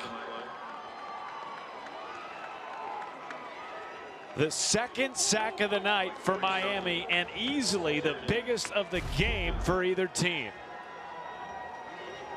Yeah, this is huge. There's nothing for Samanza to do here. Like, he sets back in a 7-step drop. There's nowhere to go, no time. And good coverage in the back end too. I mean, that's perfect defense by Chuck Martin's Redhawks. Brian Cooey will receive the snap from his own goal line and get it off. Kevin Davis will field it off the hop and is wrapped up immediately at his own 40 after a punt of 45 yards. So Brett Gabbert has a chance to milk some more clock and lead another scoring drive. He has led 4 in the game, and he'll take the football when we return.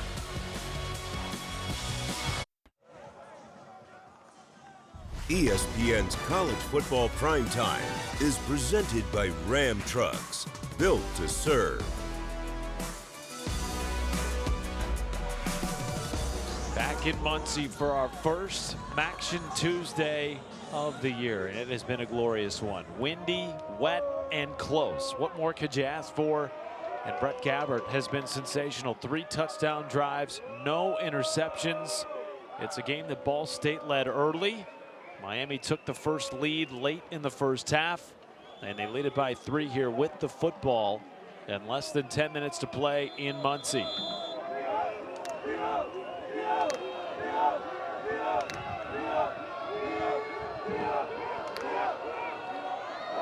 Hand off to Keon Mosey, who has been sensational. Breaks free, but there is a flag in the backfield. And I believe this one's coming back.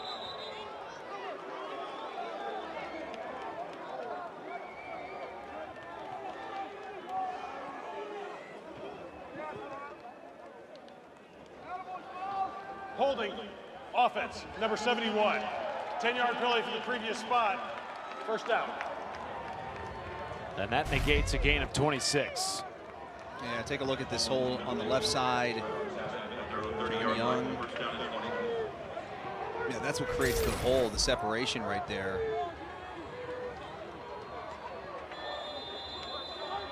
So that puts Chuck Martin's team well behind the sticks. It hasn't mattered so far. No, it has Every time not. they've had, 2nd and 19, now 1st and 20, they have come right back the ensuing play with a chunk play. Does it happen here again? Gabbert under center. A rare sight for a team that spends most of the time out of the gun. Play fake. Gabbert with time. Lets it go. Lots of contact. No flags. There was contact, but D.D. Snyder, the middle field safety, is able to get his head turned around. And again, they're trying to get their big wide receiver, Reggie Virgil, down the field, who's made a lot of plays tonight. And really the reason that the contact looked worse than it was is because Virgil throws his arms in the air, trying to draw the flag. The official says, good try. And again, no Cade McDonald in this second half, the leading wide receiver this year for Miami. So it has been Reggie Virgil and a heavy dose of him.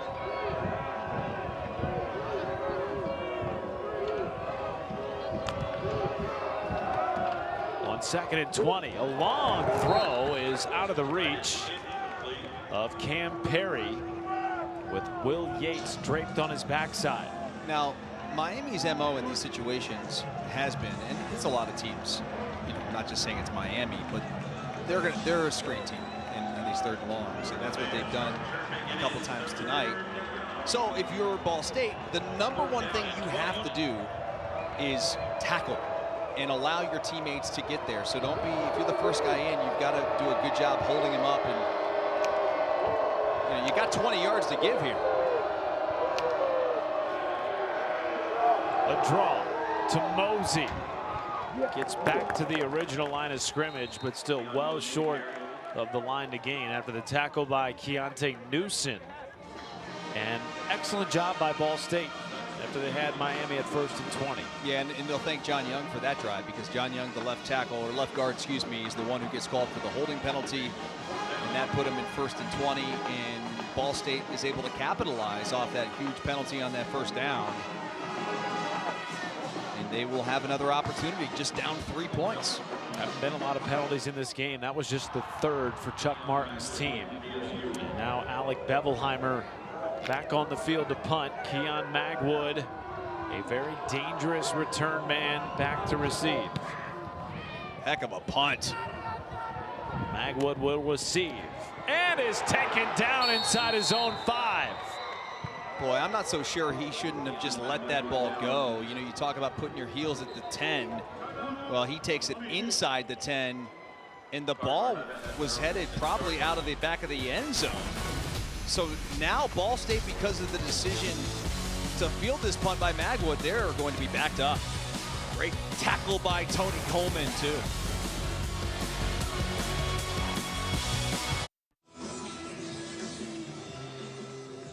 Coming up on SportsCenter after this game, the first college football rankings have been released. Where will Alabama fall with those 2 losses? NFL trade deadline has passed. Adam Schefter joins the show, and the Cowboys' plan with not having Dak Prescott as the Eagles come to town. SportsCenter after the game on ESPN. Deep inside their own territory, but that will help on the completion to Justin Bowick. Big drive here for Caden Samanza and the Ball State Cardinals, battling in the MAC at 2-2. A loss here would be devastating for their hopes to get to Detroit and to be bowl eligible this year. 3 wins shy of that 6-win must-have. 2nd and 5. Samanza to Pickett, and he is stopped immediately by Eli Blakey. Not sure he got any gain on that. Brings up 3rd and 5. They give him about half a yard. You know, this is such a huge 3rd down because of where you are at on the field. A great job by Miami backing up Ball State. And Ball State's probably looking at this clock thinking 7 minutes to go, we're down 3. It's a great spot to be, but not on the field. You know, you get this 1st down, all of a sudden things change for how you operate with the time remaining. Play clock winding down. Pressure. Samanza. Pass is incomplete. There was quite a bit of contact there. And now the punt unit comes out after the 3 and out. Boy, very bizarre and a dangerous throw by Caden Samanza. He's looking off to the right side. He goes back to the left, and I think he was just trusting that his target was going to be there, but he's almost like unloads it without even looking. That, oh man, just a dangerous throw, nearly picked off. It was sort of in between 2 receivers too. He had Tanner Koziel, but he also had Keon Magwood, who ran into a defender. I also thought for a minute Samanza may have been able to step up and just run for the 5 yards. Well, that's a shanked punt by Brian Cooey, and great field position, the best starting field position of the night for Miami in plus territory. Well, now let's check out tonight's Capital One rewarding performance. Who else? Reggie Virgil for this Miami Redhawks offense. Yeah, Virgil started off the game red hot, including that reception, and then just continued it by going down the field and having another touchdown reception game. That's 4 in a row for Reggie Virgil, approaching his career high day, which was back this season against Eastern Michigan. Multiple 100-yard receiving days this season now for Reggie Virgil. And that rain is coming down. And they will promptly hand it off to Keon Mosey, who is tackled at the line of scrimmage by Riley Tolsma, the Division II transfer from Hillsdale College. Tolsma is an interesting guy at the defensive end position for Ball State. Really talented player, kind of came on the scene there at Hillsdale, as you mentioned, a pretty powerful Division II program. Michigan, right? I believe, yeah. Indeed. Yeah. But Mike New told us, look, at our level, we've got to look down in the FCS ranks, D2, D3, as the Power Fives pluck from the MAC in similar conferences. 2nd and 10 for Gabbert. Back to Mosey. Oh, shakes loose of one tackle and then lunges ahead. They'll spot him just shy of the 40 after the tackle by Keontae Newsom. Nearly a missed tackle, as Mosey was trying his best effort to get every single inch on that run, and because he was able to, I mean, it sets up a pretty manageable 3rd and 5 here. He picked up about an extra 2-3 yards after the shoestring tackle there by Newsom. Miami has converted 5 third downs in the game.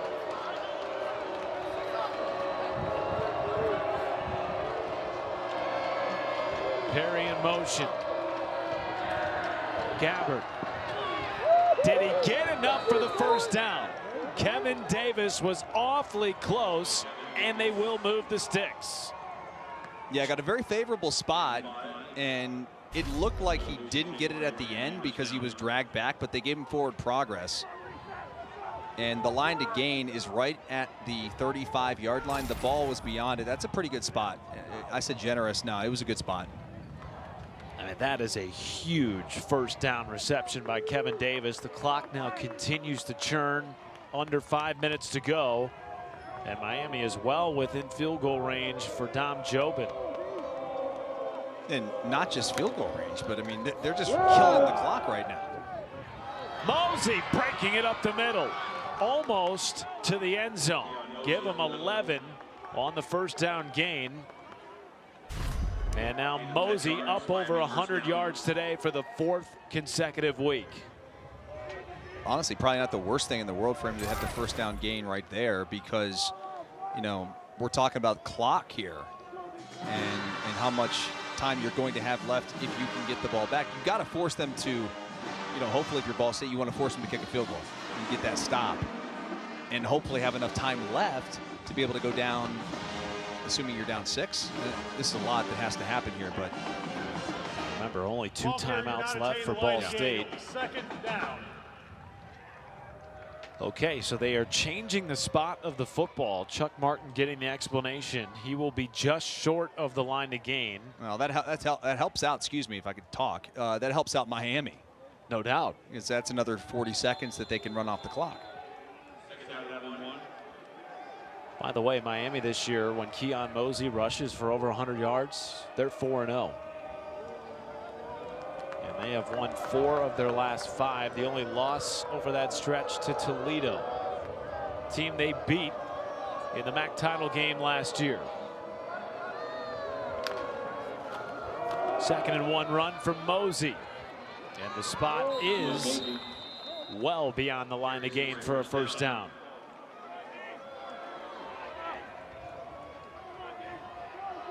It's gut check time for this Ball State defense.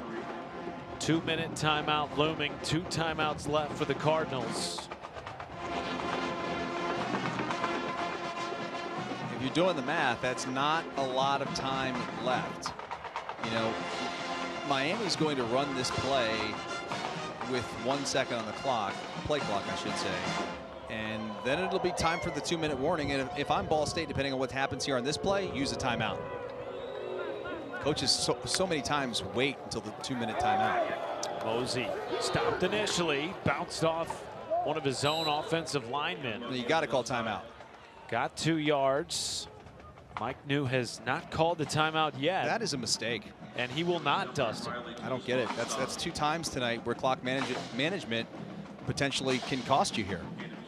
So they're going to let another 17, 18 seconds run off here all the way down to the 2-minute timeout. Yeah, just a mistake. And so it'll be 2nd and 8 for this Miami offense. You think if they can get another first down here, might that be enough to seal the deal for Chuck Martin's team in Muncie?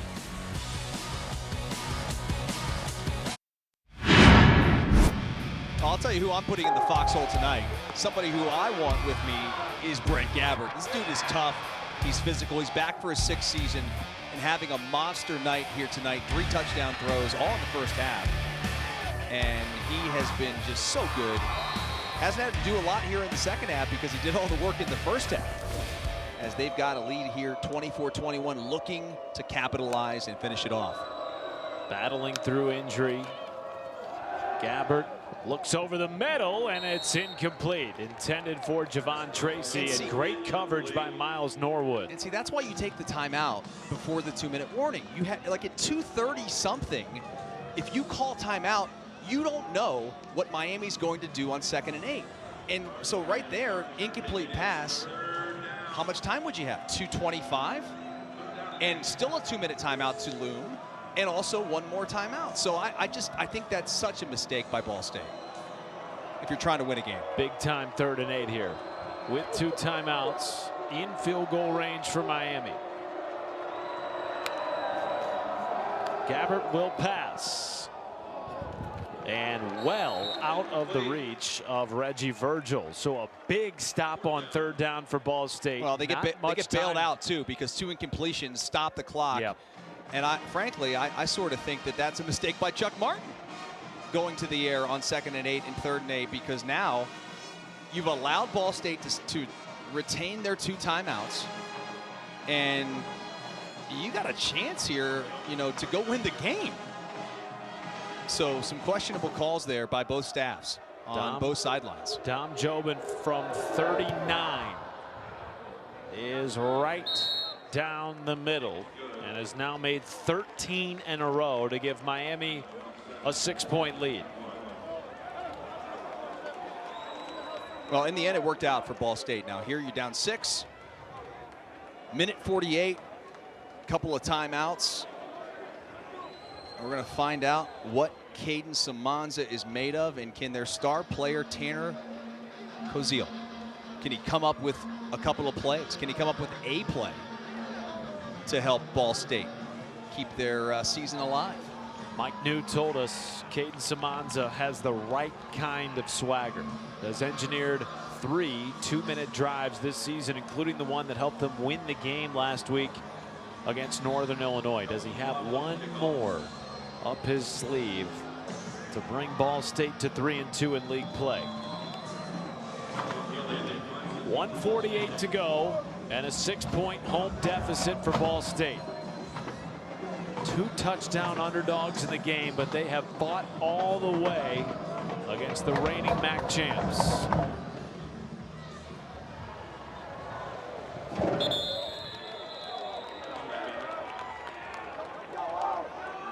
What do you want to see from Caden Samanza in this offense here? Well, you can't take all day because the pressure of Miami has been getting home. So you got to get rid of the football quick. If I'm calling the plays, I'm trying to get the ball into the hands of Justin Bowick on the outside, who has had a really, really nice game. And also Tanner Koziel, the tight end, number 88, who I think is going to be a really good pro on Sundays. Samanza hits Bowick, and that is enough for a 1st down. And now Bowick has nearly 170 yards receiving tonight. Yeah, the last time he had 170 yards receiving was when he was at Eastern Illinois back in 2022. Quick snap here underneath to Malcolm Gilly. Gilly with extra yardage as the flag comes flying in from the back judge. I'll be curious to see what this call is. There's a lot of linemen down the field. I don't know if that was the call or Gilly's not looking too happy there. Personal foul, face mask, defense, number 18. Wow. 15-yard penalty for run, automatic. Wow. So you get a double-digit gain from Gilly there. Extra yards after the catch, Dustin. Then you tack on 15 on the face mask. You can see at the end of the run, helmet gets turned. Hard to see from that angle, but doesn't matter. Cardinals are in business. Ball at the 34. Still 2 timeouts to work with for Ball State. Samanza underneath. He was looking for Koziel and incomplete. Salopek with great coverage. Samanza's got to do a good job taking care of the ball here. Do not force a throw that you feel like is not there. He's already thrown 2 picks today. Now one of them was a Hail Mary at the end of the 1st half, but he's done a good job taking care of the ball. And the other thing too, the rain has really lightened up here in the last 5 minutes. Ball State is driving into the win. On 2nd and 10. Samanza with time. And now we'll take off, and that's going to be a loss of 1 on the play. Adam Trick with the stop. And Ball State will elect not to use a timeout here. Yeah, they're actually looking at the clock now, thinking, okay, 3rd down. We got to make sure Miami doesn't have time. Samanza's in trouble, and he goes down. The reigning MAC Defensive Player of the Year, Matt Salopek, with the 4th sack of the night for the Miami defense. And Mike New must call timeout on 4th and 18. Man, this is just great pressure dialed up by the Red Hawks and Salopek, who has had himself kind of a quiet night. Well, when the lights shine the brightest, the stars come out, and Salopek comes up with a big one. So 4th and 18, what do you got? Dial it up. Matt Salopek, Dustin, has been one of those guys, well known throughout the MAC, and is working on his 4th consecutive 100 tackle season. He'd be the first in program history. And sets up the play of the game here in Muncie. 4th and 17. I would just look at 88 and just try to get it in the vicinity of the 6'7" tight end and see if he can make a play. Samanza has to short arm it with the pressure, and that will do it in Muncie. The Miami defense comes up with the stop of the night, and now are looking at 4-1 in league play.